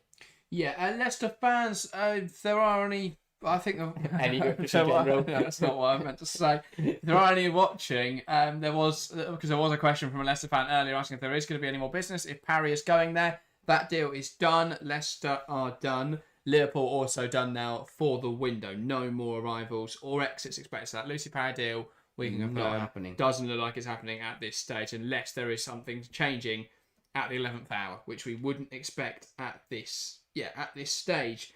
Nothing yet on Grace Clinton. Shall we go to... Because we're trying to talk about London City Lionesses until we were rudely interrupted. I'm thinking that if they're going to announce anyone now, it's either going to be on 15:15 or 30:30, unless we're just waiting until the 11 o'clock deadline and stuff like that. I told you. The Thompsons deal is done, yes. But I think Chelsea will probably save the announcement for tomorrow. Yes. I don't think City are going to wait and announce Grace Clinton at That'd be so Stamford stupid. Bridge. That would be weird. So I'm expecting that soon. But, well, we've got a few minutes until it's 15. Let's get to London City Lionesses. Hopefully we don't get any more big announcements until past, unless, of course, it's Grace Geyoro going to London City, in which case that is perfect timing. But, let's talk London City. Because Chelsea, I think that is done. And Thompson is a Chelsea player. That will now not be announced until tomorrow, and we're going to see that. Join us tomorrow because we'll be live from 7 p.m. So if that is announced half an hour before kickoff, we'll be able to provide a live reaction to that. And we'll be talking about Thompson, we'll talk about Chelsea, talking about Man City in the build-up to tomorrow night stream. So look out for that, 7 p.m. live for the 7:30 kickoff. Can't wait to get underway with the WSL season. Let's get to the most active team in the WSL this window. London City Lionesses. It feels like every day there has been a new signing. So let's get on to them because they're still going, seemingly. I'm going to find the Tom Gary article which spoke about Alyssa Thompson because there was a mention in there of a certain deal for Grace Geyoro, which feels like the only thing that could happen now at London City, but you never know. Yeah. What we can say is the Mead deal is off. We heard that this morning. That has been rejected. Mead wants to fight for a place at Arsenal. Arsenal keen to keep her around, so never looked at happening. But apparently, a significant offer was offered.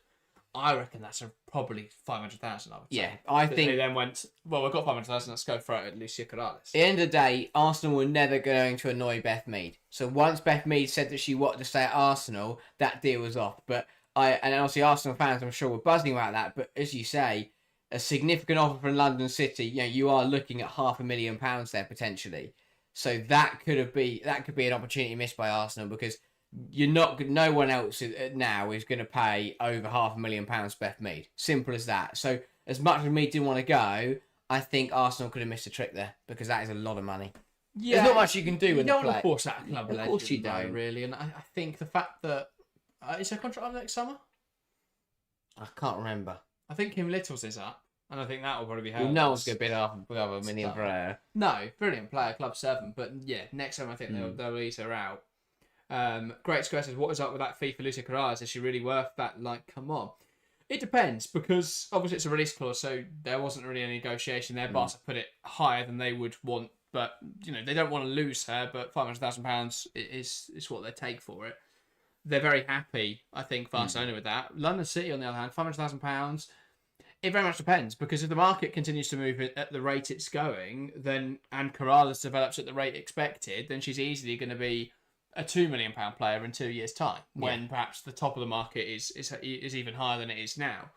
So I think for London City, it makes sense. Money's no object. That's what you've got to remove from the equation for London City. They don't care about money. Michelle Kang has an endless pile from which she just takes. And so, we'll see what happens there. But the Tom Gary article, London City Lionesses could still break the world record by the end of the night as they are believed to be in advanced talks to sign the France midfielder Grace Geyoro from Paris Saint-Germain. Crucially, Geyoro still has 3 years left on her existing contract.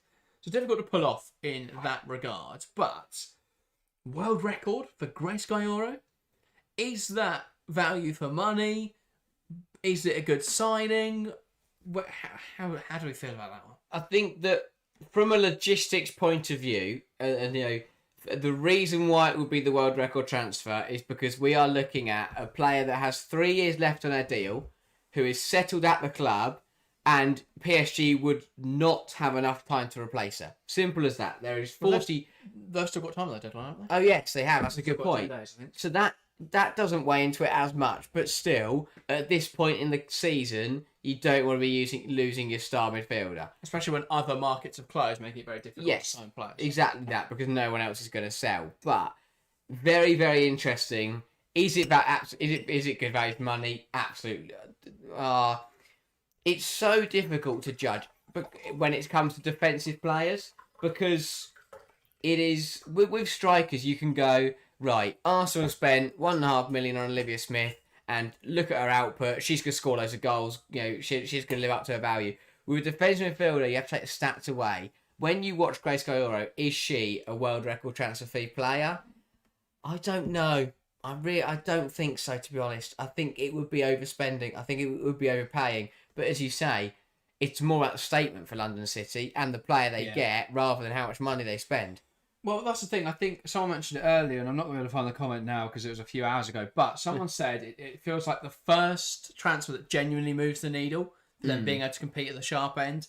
You know, we saw Kosovo-Eslane's interview with the WSL saying that she thinks, she thinks mid-table will be a bad season or an average season. That they're aiming for top 4, which I think was very ambitious. But it shows where London City want to be. I'm not sure they're going to be there. But I think it could be very good. I think Geyoro changes my opinion somewhat in that I think she's such a good player. She does definitely raise the level for London City a bit. Yeah, for me, what it would do, if you've watched our predictions video, then you'll know I've already said this. If you haven't watched it, make sure to watch it once the deadline's closed. But what it would do for me is that what I've said is I think to start the season they will struggle. But what it does, I think...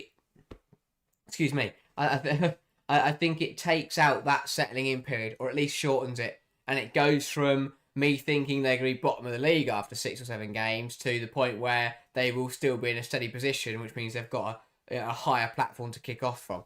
So could they then go to be best of the rest from there? 100%, because Grace Geyoro is that kind of player. She can take you to best of the rest. Yeah. But it wouldn't click immediately. I don't think they'd be in the top 4 or go and win any trophies or anything, but I do think it would just solidify them more. I think the struggle period would be shorter and it will click quicker because Geyoro would cover for more errors. That's the thing I look at, is there would be less errors would happen, and the errors that do happen, Grace Geyoro is the kind of player that can just cover those up and deal with any problems.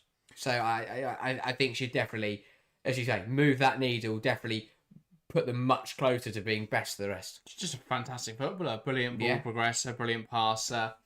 I think in terms of someone that will add a lot more steel to that midfield, it's one of the biggest things I criticised them for when I did my London City analysis. So I think it takes them from a very luxury midfield to a very strong midfield. I think if you're looking at someone like Saki Kumagai, or whether it's going to be Katie Zellum or Maria Perez propping up the midfield in that 6 role, then you've got someone like a Grace Geyoro who can be a bit more of a water carrier, but is still a very technically gifted player in that 8, and then someone who's more of a 10, like a Danielle van der Donk, like Kosovo-Eslane.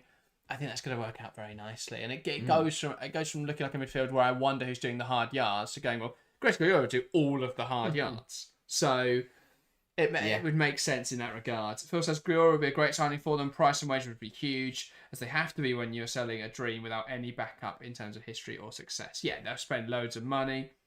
That is sort of their MO, isn't it? FPL Bailey saying if they pull it off, they'll have one heck of a midfield. Can't see them finishing any worse than 6th. CFW Talk says Geyoro is well worth it in any team. Defensive midfielder who's had 24 goal contributions in the last 2 years. Have to preface that with that is the Division 1 Premier or whatever they've changed the name to now, but still really impressive numbers. So yeah, I think they're in a good position. It's not a bad sign. It's a fantastic sign. They signed Grace Geyoro. It's a hell of a statement, but yeah, it'll be interesting to see where London City's finished, because I still don't think it definitely moves the needle, as we've said, but I think they're still a way off for me, the top 4. Yeah, it's the kind of signing that goes from this window they've just signed everyone and hoping that someone's going to work, to that is an incredible pickup and clearly a very, very good piece of business. So it would be huge, because it would show not only have they got the ability to attract some incredibly high quality and world-renowned players, but it would also show that there is a bit of direction. It's not just, who do we want to sign today and then go out and splash cash on them. It would be let's go and make this deal. She's a very, very good player and is attainable, and we can make it work. But for the newly promoted side to break the world record transfer fee would be absurd when you consider Crystal Palace and Bristol City and Reading and whoever else before them have come up and done absolutely nothing. Yeah, it'd be absolutely insane. Someone's asked about Arsenal. Am I wrong to still be hopeful? This is RI saying, am I wrong to still be hopeful for an Arsenal deadline day signing? You could be hopeful. Nothing out just yet, but you can definitely be hopeful. I'm hopeful something is going to happen. Yeah. Something massive happens in 36 minutes. You never know. Exactly. What could happen? Will it be Geyoro announced at London City Lionesses? Will we see Clinton announced? You expect to see Clinton announced, I reckon, on the half hour. So give that 7 minutes. Then we'll wait and find out. Still nothing agreed yet. Sorry, everything agreed. So nothing announced yet. Alyssa Thompson is a done deal. However, no announcement. We expect that announcement will come tomorrow. What the paperwork has to be in by 11 p.m. Teams are free to announce their players whenever they wish. So we'll wait and see what happens. There's no way City are holding on to Clinton. You don't announce a player at no, away. Order of announcement for that whole deal just keeps throwing me off. It is so bizarre. But I agree. Chelsea will probably announce Thompson at the bridge tomorrow. See what they did with Germa was that everyone knew it was going to happen, but no announcement came out until she was announced at Chelsea Arsenal at Stamford Bridge last season. Chelsea like to time their transfers and do these big reveals. So I think that Chelsea will take the announcement I'm waiting for is please take your seats by 7 p.m. tomorrow evening, and then we'll wait until probably about 7:15 by the time they actually do it. As we've seen with most of those announcements. But yeah, we'll see what happens there. Oliver says Geyoro is also a household name for people who only pay attention when it's internationals. It's good news for LCL. Very definitely so. I think the more signings like that they make, the more chance that they're going to attract the casuals who want to just go and watch good football. So I definitely could see stuff like that. I think that's exactly the route they've got to go down to build up that initial fan base. So shirt sales are through the roof. They've already signed some really big names that people will go and buy. You know, Zelen, for example. But you're telling me that there is a Grace Geyoro London City Lionesses shirt on the way, potentially. That is going to sell. I did see someone say it's unfair for them to be called London City. They need to pick a borough of London to belong to now. They can't you can't be the WSL compared to other London clubs and call yourself London City. That doesn't cut it. They've got to pick a borough. So yeah, I don't think they're going to. I think Michelle Kang will just keep calling them London City. But I'll be intrigued to see if they would change their name. They should.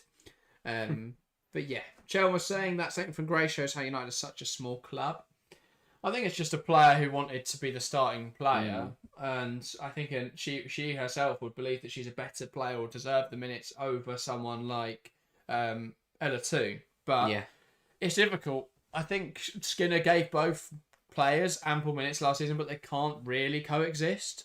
So it is difficult in that regard. Lots of love messages coming through, by the way. Will Kelly saying, I'm loving the Pepsi top. Keep pressing the likes, everyone. Yes, if you haven't liked the stream, if you haven't hit subscribe, please make sure to do so. We've got 200 people watching us on this Thursday evening. Couldn't thank you enough. Half an hour left until the deadline. It slams shut. The window slams shut. Nines saying, I love you guys. Thank you, Nines. Appreciate it. Emmanuel Irvin says, even without Geyoro, London City have a team capable of finishing 5th. Geyoro side makes them a top 14. Disagree. No, Still don't think they're a 5th place. I still think that given the time it's going to take that London City side to adjust to playing together and for it to click in the WSL, for me, there's still a gap there. Yeah. The Geyoro signing solved some issues, but it still doesn't solve who's going to put the ball in the back of the net, which I don't think any of the signings they've made in attacking areas are a consistent out-and-out goal scorer. Like, that's the big surprise to me. Why didn't they go and sign a striker who's going to put a load in the back of the net? If they're backing Isabel Goodwin, fair enough. I think she's a very good player. But I just find it weird that that's the one position they haven't gone. Because that's the one position every promoted club goes and gets. You go and get your proper striker. Someone who's playing the league from someone who scores goals.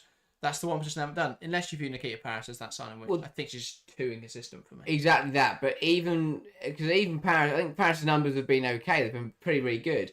But the reason they've been good over the last few years is because last season especially, Paris played in a Brighton side that created so many chances. She was bound to put good numbers together. When you had Pattinson running down one wing, you had Fran Kirby in the middle, you had Haley, Agumang, Simmons in there at times, Via Maya. There were so many players, so many creators in there for Brighton that Paris had so many chances. She was bound to score goals. So Paris is a good striker, but you've got to create loads of chances for her. And is that going to happen? That's the big question. Will that happen? Will London City play in a way, and have they got the players to create loads and loads of chances for Paris to score? Because they don't. Yes, Paris can feed off scraps, but that won't be enough, as you say, to put together a consistent goal tally. And goals win you games at the end of the day in football, so you can bring in as many players as you want. You can sign as many deals as you'd like, but it might not get you anywhere. So I agree that Geyoro takes them to the next level, and they have made some good signings, but you don't just walk into a league and start smashing everyone. That doesn't happen. It's going to take time. Yeah. It's going to be a process. Don't get me wrong, in a couple of years, 100% they could break the top 4. But this season, I don't think they'll be breaking the top 4 this season. Manchester City have done a thing, and that thing is the announcement, seemingly, of Grace Clinton. Seemingly? Well, they've taken... It's obvious that it's an announcement of a player. Right. So but they've just, blacked them out. No, what they've done is they've put out a little video showing a player and then a badge, which is, I think, City, but it's a bit different. No one wants a video. We just want to see the player. Wait and find out. Man City. I'll keep refreshing this until Grace Clinton is in a Man City shirt. I'm guessing it's going to happen on the half hour, but Man City are really longing this out. Clinton announced she was leaving United 2 hours ago. Park was announced half an hour ago. City are just late to the party with everything. Yeah. I think just around at London City, because it feels like in the next minute and 5 seconds we might be moving on. But yeah, I think London City, it will take time. I think if they can get Geyoro across the line, that is phenomenal. Corrales earlier today was a very, very good pickup, if it was slightly overpriced, but they can't do anything about that. And overall, 15 signings is a lot. There are some very, very good players amongst those 15 signings, but they will take time to gel and will take time to click. Yeah, Emma Sanders confirms Arsenal are done. Okay. No move for Geraldine Reutler, which we knew was sort of off the cards anyway. And no replacement, or one like-for-like replacement for Leah Wälti in the transfer market. So Arsenal are done for this transfer window, meaning, well, we're all but done with half an hour to go in terms of what we're expecting. But we've still got lots to talk about, and we'll continue to talk about it. A question coming in from Jasmine: is Alyssa confirmed yet, or deal not done? The deal is completed. Alyssa Thompson is a Chelsea player. However, there is no announcement yet from the club. We expect this is because they'll announce that tomorrow when they play Manchester City. So we expect to see that before kickoff. Will Kelly asking, what shirt number will Alyssa Thompson take? There's a few options, aren't there? 3, 12, 15, 25. I hope she's 25. Don't want to take 3. Oh, yeah, 3 would be disappointing. Yeah, 3 would be terrible. But it could happen. It could happen. Forwards playing number 3 in the women's game before. It would surprise me, but you never know. We may see that happen. Grace Clinton is done. Is there a picture of her in a Man City shirt yet? That's what we're waiting for. That's what we're waiting for. That a fun video. Oh, they put another video. Well, how many more videos are they going to put out? She says some words which you can't hear, and then there she is in a Man City shirt. Thankfully, that is done. Grace Clinton signed for Manchester City. Jess Park has signed for Manchester United. That's a done deal. That whole swap deal, done now.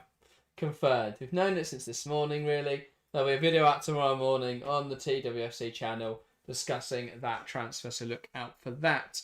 Oliver saying we waited too long, they had to do a video. Yeah, they had to make something happen at that point.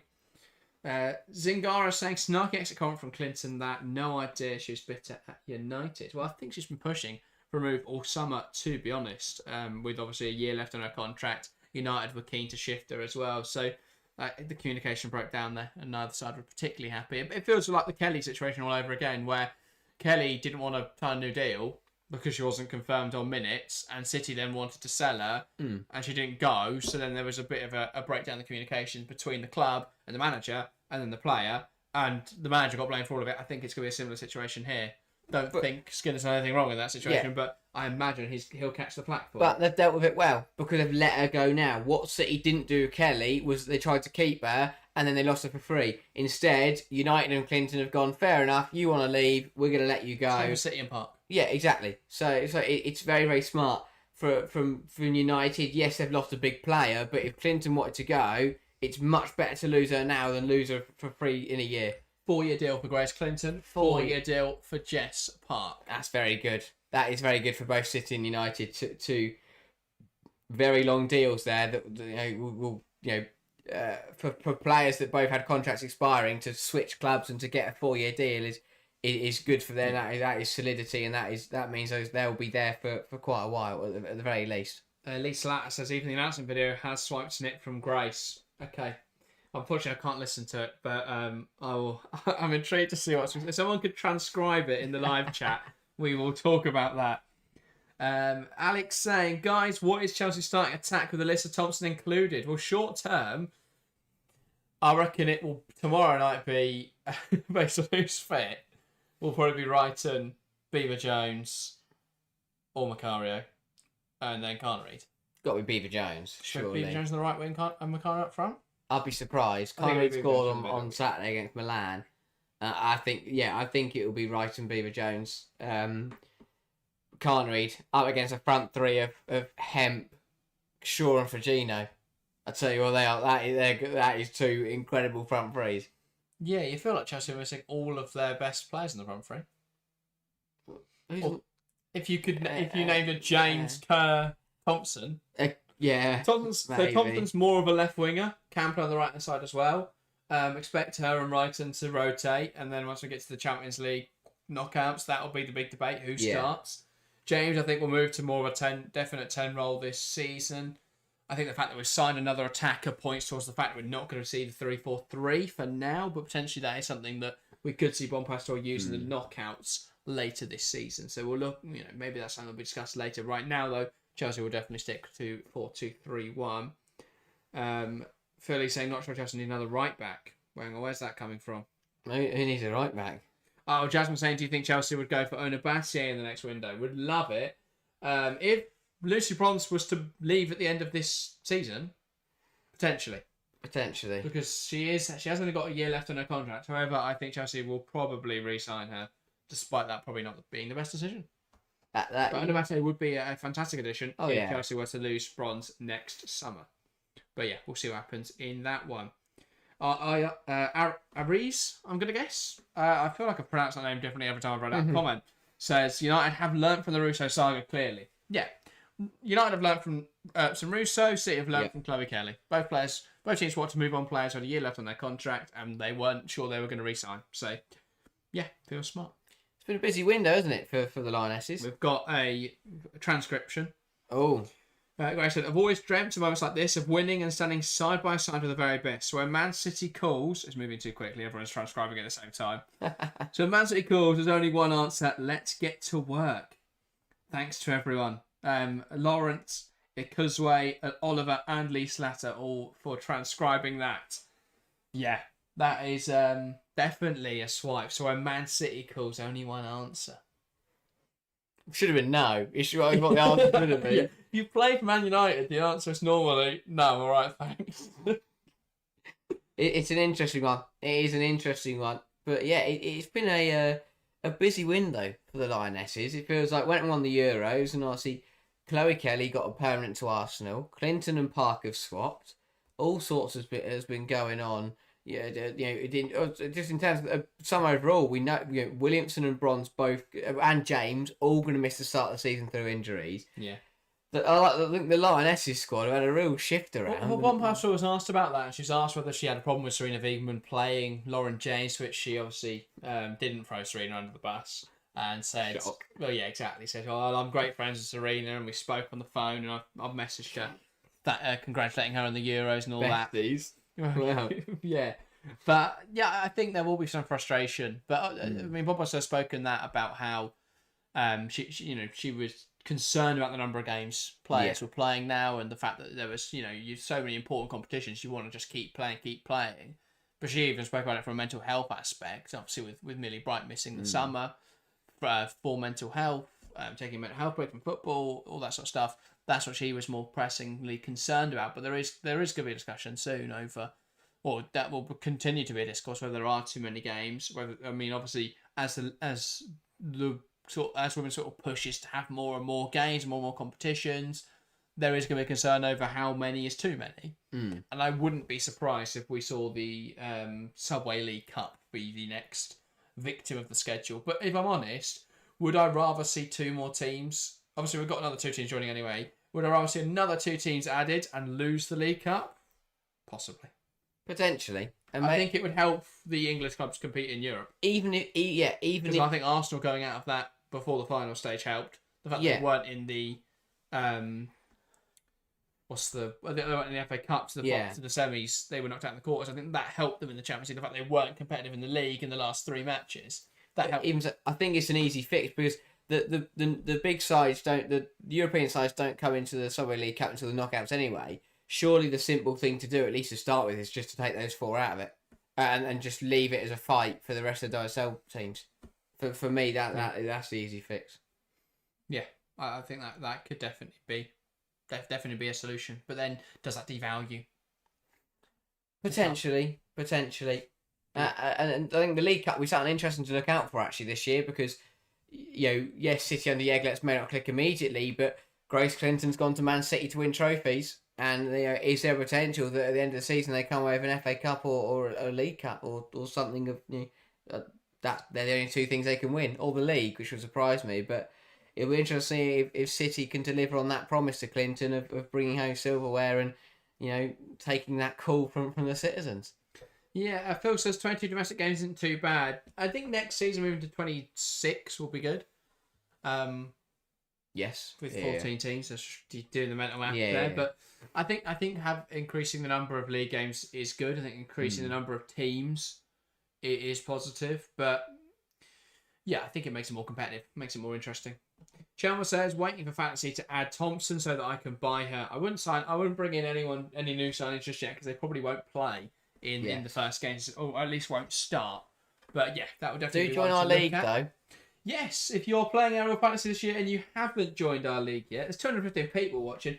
If everyone hasn't joined yet, we could double the amount in our league. But yes, it's code TWFC. You can see it at the top of the screen here in our logo. So yeah, go and join that code TWFC to get involved in the league. I'm just going to see how many we've got in there already. It's going to take me a second to scroll to the bottom of the list. There's some good competition, so yeah, do get in there and see if you can beat us. Lots of people who finished at the top last year, which I am worried about. Yes, I was kind of hoping they wouldn't rejoin, but they have. So all the best players are in. Yeah. So if you're not very good at Fantasy WSL, please join our league. We need people to sort of push us up the table a bit more. Yeah. 238 in the Fantasy League. So if you haven't joined that, get involved. Code TWFC, and if you haven't played before, then go on over. It's a great way to enjoy the WSL. Having a fantasy league, having a fantasy team which you can get really annoyed at, on top of the teams that you already get annoyed at. So look out, get involved in that, have a bit of fun. Just go through the other comments. Rabbi says Chelsea's attack looking very good, with Samko returning and Thompson signing. Waiting for Lauren and Myra to return soon. Well, obviously Ramirez not until the new year. Lauren James at least for a month. Nadia Janssen van Vuren, which is a fantastic name, I have to say. Says, what about Aggie at Chelsea? Is Thompson bad for her? That's the video, isn't it? I would say 100% is that Chelsea front line is something that does need a lot of looking into. Do subscribe. Subscribe just in case that comes down. But yeah, it's a very tough scenario, because again, obviously a lot of people will say that Chelsea got a lot of players. It's a very, very big squad, but when you want to compete on all fronts, you need that kind of big squad. Chelsea are now getting into that Barcelona position where they can field 2 completely different front threes in different competitions, and that's where they want to be. So I don't think Thompson is necessarily bad for anyone. That the minutes will still very much be shared across the 4 competitions. But that's the reason why Chelsea have signed all those players is because someone else mentioned there, they've got all those forwards, but already no Lauren James for the foreseeable, and no Ramirez until 2026. So you've already got 5 and 6 months where you've got 2 of those forwards can't play, and that's why Chelsea have signed so many. I guess the question is whether Beaver Jones and Thompson are complementary profiles, because Beaver Jones likes running in behind, Thompson's play likes to cut inside. Are they looking to try and operate in similar areas of the field? But I think those 2 players can coexist. I think what Chelsea will have is a very transitional front 3, especially if you look at a Thompson, Beaver Jones, Carnary front 3, it gives you something very different. But I think it gives you a side that is uber transitional, a side that can break away with pace. They're 3 incredibly quick players who are all good on the counter charge. So I think they could work very nicely in that regard. Whether we see Chelsea move to a more counter-attacking system this season could be very interesting. But I think those players would be suited to it. Chelsea have got loads of different options because they've got so many different profiles of player. They've got 3 strikers who give you completely different things. They've got 3 left wingers who give you completely different things. They've got another option out at right wing who would give you a slightly different variation on what Carnary does.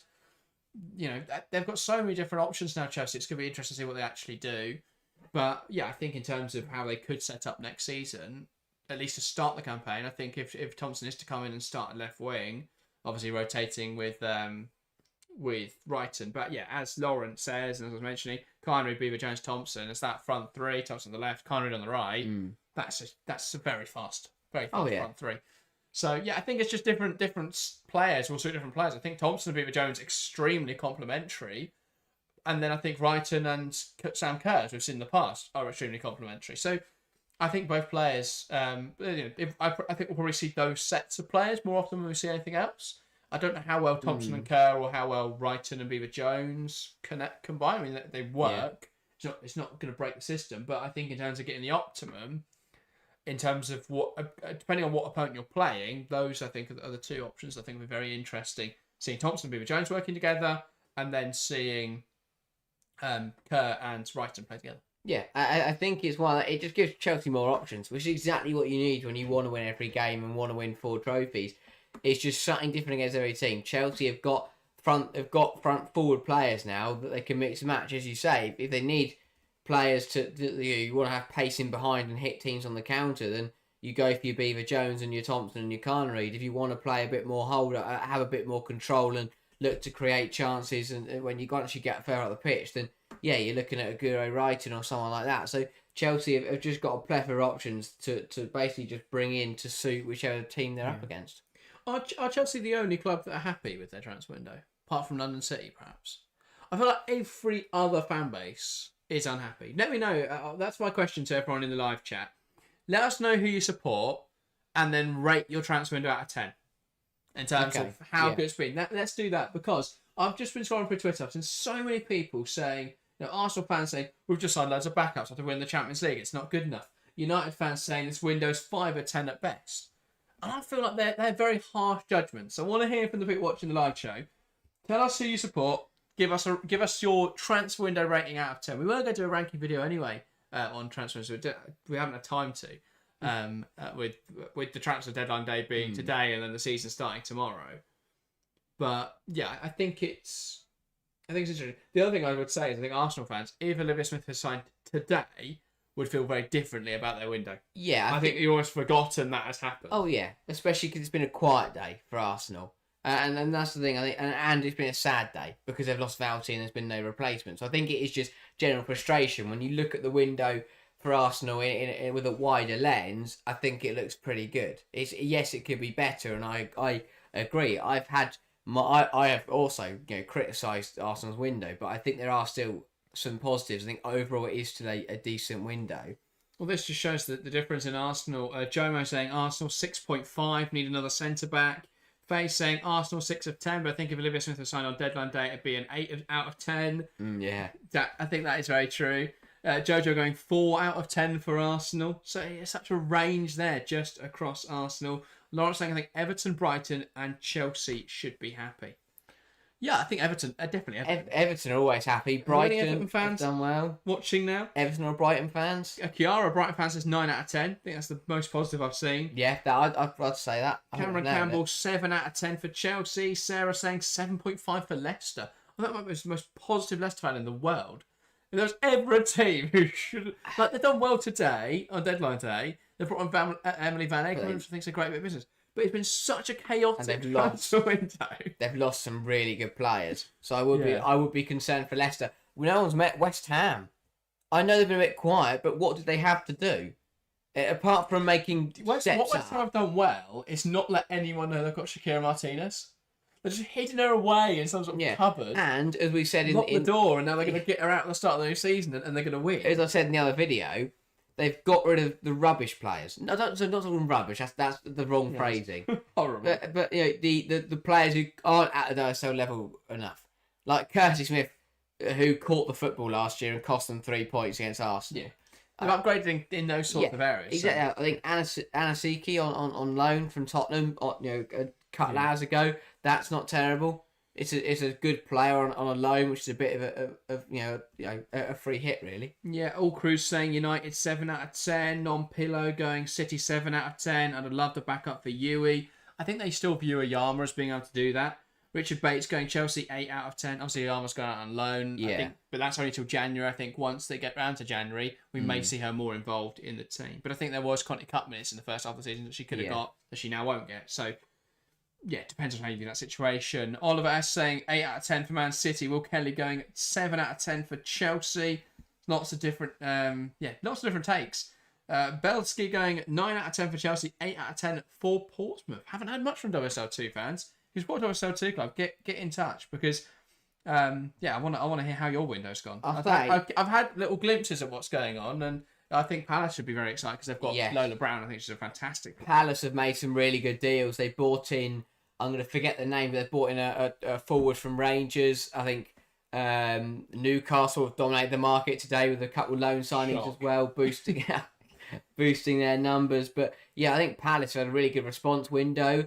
I would be, again, please get involved if you do support these clubs. I'd be slightly concerned about Birmingham because I think it's been okay, but it's been a bit quiet. After being so close to promotion last season, I thought they'd have backed it up with another big window, but it's been a bit of a weird one. Elliot Shaw, very balanced take, I think, on Manchester United. 8 out of 10, quality over quantity, securing Rolfo and Ziggy will bolster our squad brilliantly, and now Jess Park will give us great variety. Completely agree there. I think the only thing missing for United is probably a centre-back, and then depth across the board I think is a little bit lacking.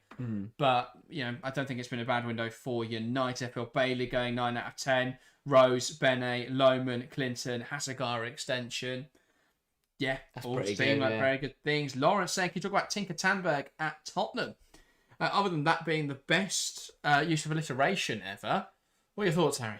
I think it's a good signing for Tottenham. It's a player that should definitely offer them a little bit more going forward. Coming in from Hammarby, I think she's looked pretty decent when she's played. And again, it's a player that we've seen in the UWCL a couple of times and shine.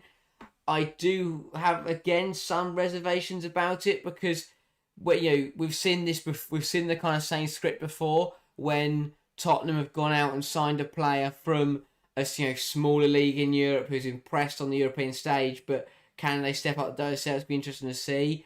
But Siki was one of them. They've loaned out to West Ham. Olivia Holt is another who she played about 15 minutes and she scored every time she came. That is true. So Holt's a big one, but I do think that Tandberg coming in is a good player, and I really hope she does hit the ground running.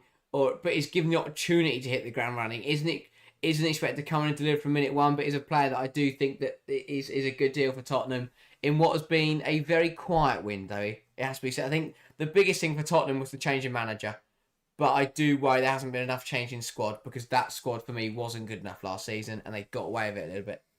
Who? Tottenham. Sorry? Oh yeah, I think though it's difficult with Tottenham because their squad is very decent. It depends on how you rate the different individual players. If you think that players like Summerlin can still cut at WSL level, then fantastic. But if you think they don't, then you're probably saying, well, they probably should have done more this window. Yeah. However, I do think Wimberg on the left hand side and Tandberg on the right hand side is phenomenal. Yeah. I think that's going to be a very dangerous front line for Tottenham, and with Beth England already being so clinical, if you just get the ball in the box, she scores goals. Yeah. So yeah, that's a really important one. Still questions around Alyssa Thompson. It has happened. She is a Chelsea player, confirmed Chelsea player. But we expect the announcement to come tomorrow. So the deal is done, contract's been signed, player is at Chelsea, but we haven't got the announcement yet from the club. We expect that to come ahead of the game tomorrow. So we'll wait and see for that. That's an exciting thing tomorrow. Mubs Under Gaming saying Birmingham's still getting there. Main focus for WSL is to get eyes on the game. Brum been doing that for young girls in the area. Yeah, that's really important. And hopefully we can see. I'd love to see Birmingham in the top flight just to get another rivalry. I feel like that's a sort of rivalry we need where there is a genuine hatred in the men's game that would come across, I think, then potentially to the women's game. So yeah, I feel like that could definitely be a feisty one. T says, do you think Brighton need more senior players given we've lost lots of experience? It's difficult for me because I think when you look at what Brighton have done is they've taken very experienced centre-backs who weren't suited to the system and replaced them with young centre-backs who are suited to the system. So yes, you've lost a lot of experience there, but I think in terms of having players who are more suited to how they're trying to play, I think it definitely makes sense. 10 minutes, well, less than 10 minutes left in the window. 7. Grace Geyoro, nothing on her yet. Oh, Thought we might get something. What I can say is Emma Sanders has not told London City fans to go to bed. that is true. She's told every other club apart from City, Chelsea, and London City. Has to assume City is just Still enjoying. yeah. Yep, Man City done 27 seconds ago. There you go. Sweet. Just Chelsea and London City Chelsea who aren't done. Lionesses who are not done. I mean, I thought I remember the Chelsea one's Alyssa Thompson. Yeah. It hasn't been announced. It could be announced. I imagine they'll wait till tomorrow now. I thought Geyoro would have been the quarter 2 announcement. Have they, or will it be the 10:59 buzzer beater from Michelle Kang? It could happen, you know. I reckon she'll announce at 11:30 once we've stopped streaming. Oh yeah. That's got to be the play. But I tell you what an end to the window that would be. This has been one of the best. We've had some brilliant deadline. I saw a list of some of the deadline day deals that we have seen in the last few years, and this has been one of the busiest deadline days we've had. Izzy Hobson to Nottingham Forest on a loan deal. Forest are like HMS walk the league. This has been incredible. Their window has been phenomenal. I think that's a great deal for Forest. I don't know if it's a great deal for Izzy Hobson. Because I thought she's good enough could to have play got WSL. Good, yeah, that's the thing. But I guess they view it as she'll get a full season of WSL 2. And hopefully decide that they'll view us competing for the title. Yeah. And then, you wait and see. And Everton have got so many centre-half options. With Mace coming in as well, we could see Hayley Ladd drop back to a centre-half. So Everton have got 4 or 5 options anyway. So maybe it would have been difficult to see Hobson. You'd assume it'd be, Stenovec, if she's fit, and Martina Fernandez to start the season? Yeah. And then you've got, then there are options in there. You'll see, as I said, Ladd could come in. I'm trying to think of, I was going to say Hobson, but she's gone.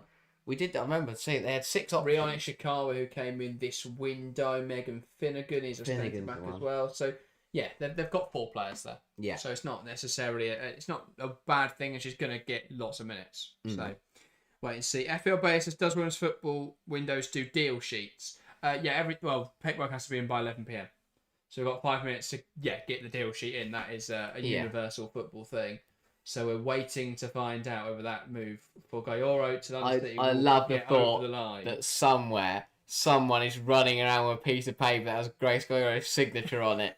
Sprinting. Do you hear about the Johan Visser thing? I wonder if we'll get something like that. Maybe. It almost didn't happen. 2 minutes before the deadline, they realised he hadn't signed something, and someone from Newcastle had to sprint across to find him in the training ground, get him to sign it, sprint back, and then send it into the FA, and they got it in. It's brilliant. I love it. That's what we're waiting to find out. Where's Peter Odin-Wingy just hanging around all the grounds? Geyoro's honking outside of London City. Just stood there going, let me in. But that's what deadline's all about. I love deadline day because it is just crazy sometimes. Today we have seen some incredible deals. Only 3 minutes to go. If something's going to happen for someone, it's got to happen now. I feel like we're all waiting for Geyoro. That is the only route. That's the only thing that could happen in the next 3 minutes. Come on, London City. Can Michelle Kang pull one more out of the bag? Something. Will Geyoro move? That's the thing is, there's been nothing saying that it isn't going to happen. That's the main thing. Is usually by now, at this point in the deadline, someone would have come out and said, Geyoro deal is off. So is it on? Is it off? No one knows. Yeah, we're refreshing social media until we find something out on that one. Questions coming in. Lots about London City. Just trying to... All Crew says London City transfer rating is definitely 100,000 out of 10. Stacked with experience. The problem will be the lineup. What do you think? I think it's going to take time for those players to adapt to the system, to the style. I think they've got a baptism of fire for the first 4 games. I think they're probably going to lose all of them. And that could see the confidence and morale and the belief take a bit of a dent. But it could work. We'll see what happens. Lots of high reputation players. Do they fit together as a squad? We'll wait and see. I think Geyoro, for me, would be a huge addition. Yeah. But yeah. So, Emma Sanders, we're waiting. Because she's the gospel at this point. For a goodbye, good night LCL. Good night LCL. Good night Chelsea.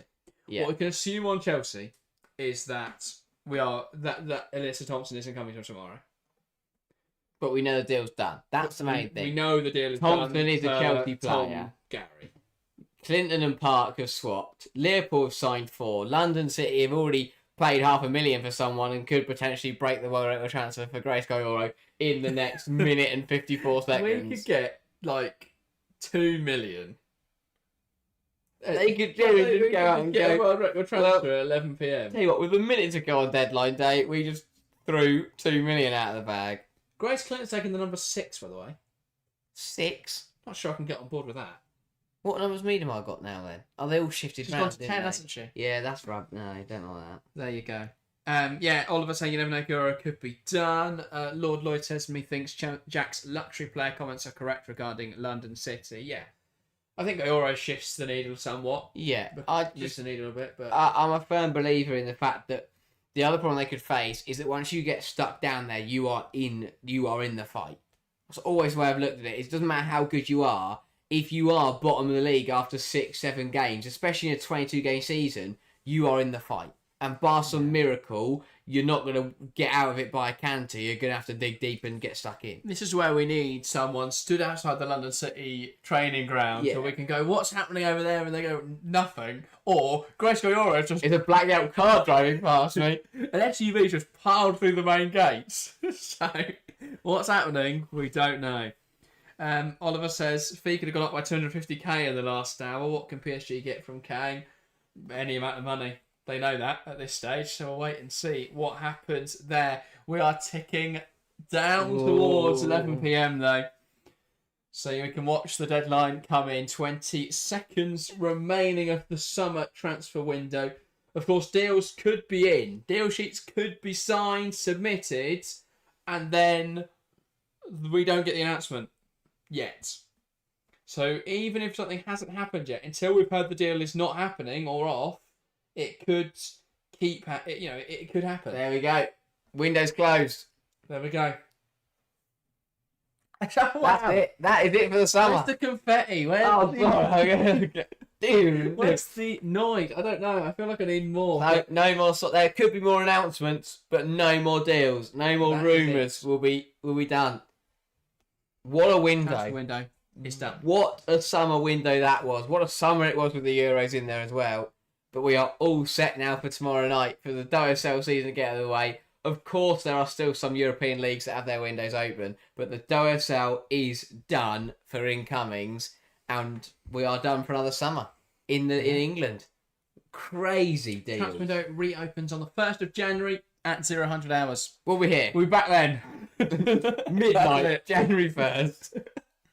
We just go live. We don't do anything until then, and we just go live again. Wow. What a day, though. We weren't even live for the whole day. We've been live for a couple of hours, and so much has happened. But we have seen some incredible deals across today. I think we're looking at, 15, 16 transfers confirmed today on deadline day. That's why we love deadline day, because so much happens. Everyone just goes crazy and starts spending loads of money, especially if you're London City. Maybe. No. We could have got a world record transfer break, but we haven't. Birmingham City have tweeted, not done yet, with 9 a.m. I don't know if they know what's happening, but that's tomorrow morning.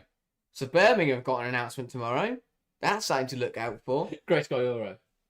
That would be. So we expect Chelsea announcement tomorrow about Alyssa Thompson. Birmingham announcement tomorrow about something. So what we can assume is Thompson is done, and that will be announced tomorrow. Yes. What we don't know at this stage is whether London City have signed Grace Geyoro and aren't announcing it, or whether they have not signed Grace Geyoro and therefore cannot announce it. Yes. Apart from that, though, Clinton and Park are confirmed and announced. Liverpool have signed everyone on deadline day. Yeah, so much has happened. Team, really, Liverpool. Yeah. They've done a lot. But no, we are looking at, over 15 deals done today, up and down the league. Every single club involved, I think. Yeah, I can't think of a team that... Aston Villa. Aston Villa are the one team that didn't do a deal today. Is it a record spending window for WSL? Gotta be. People throw money around left, right and centre. It'll definitely be... I mean, Thompson and Smith combined... It's 2 million. Probably break it. Yeah. I was just trying to think of last January when Goma came in, but I don't think there was enough other business, was there? No. So yeah, I reckon record spending for the WSL And that will definitely be true once we see Grace Geyoro announced at London City Lionesses for like 2 million. But that is probably not going to happen tonight. Phil says, cheers, gents. Great stream as always. Thank you, Phil. We are back tomorrow. I can breathe. The WSL season starts. I can't wait. Now I can't breathe. I'm too excited. How it's happened already. That's what I love. Deadline day's done. Windows closed. Summer's over, and we are straight back into the season tomorrow night. There we go. Cameron says, really enjoyed the stream, guys. Top stuff. Thank you, Cameron. Thanks to everyone that's hopped in. 226 people watching us at gone 11 p.m. on a Thursday night. Thank you so much for the support on this evening's stream. We are back tomorrow night, the start of the WSL campaign. We'll be doing our usual live watch along ahead of Chelsea versus Manchester City. We'll be live from 7 o'clock, 30 minutes to build up ahead of kickoff before getting into the game at 7:30. Cannot wait. We'll have 3 games this weekend. We'll have Arsenal London City as well on Saturday morning. That's just me on that stream. And then on Sunday, we'll both be back for the Merseyside derby. So an action-packed weekend of WSL football. Can't wait to get the season underway. Hopefully see as many of you as possible over the streams over this weekend. So do join us there. That was everything for us today. The transfer deadline day is over. The window has slammed shut for another few months. And it's been a fantastic transfer window. We've loved covering it. Thanks to everyone that's hopped in tonight's stream. Ryzen, T, Lucky, Jonathan, thank you all for your lovely comments. That, though, is everything. Thank you guys very much for watching. And we'll see you next time.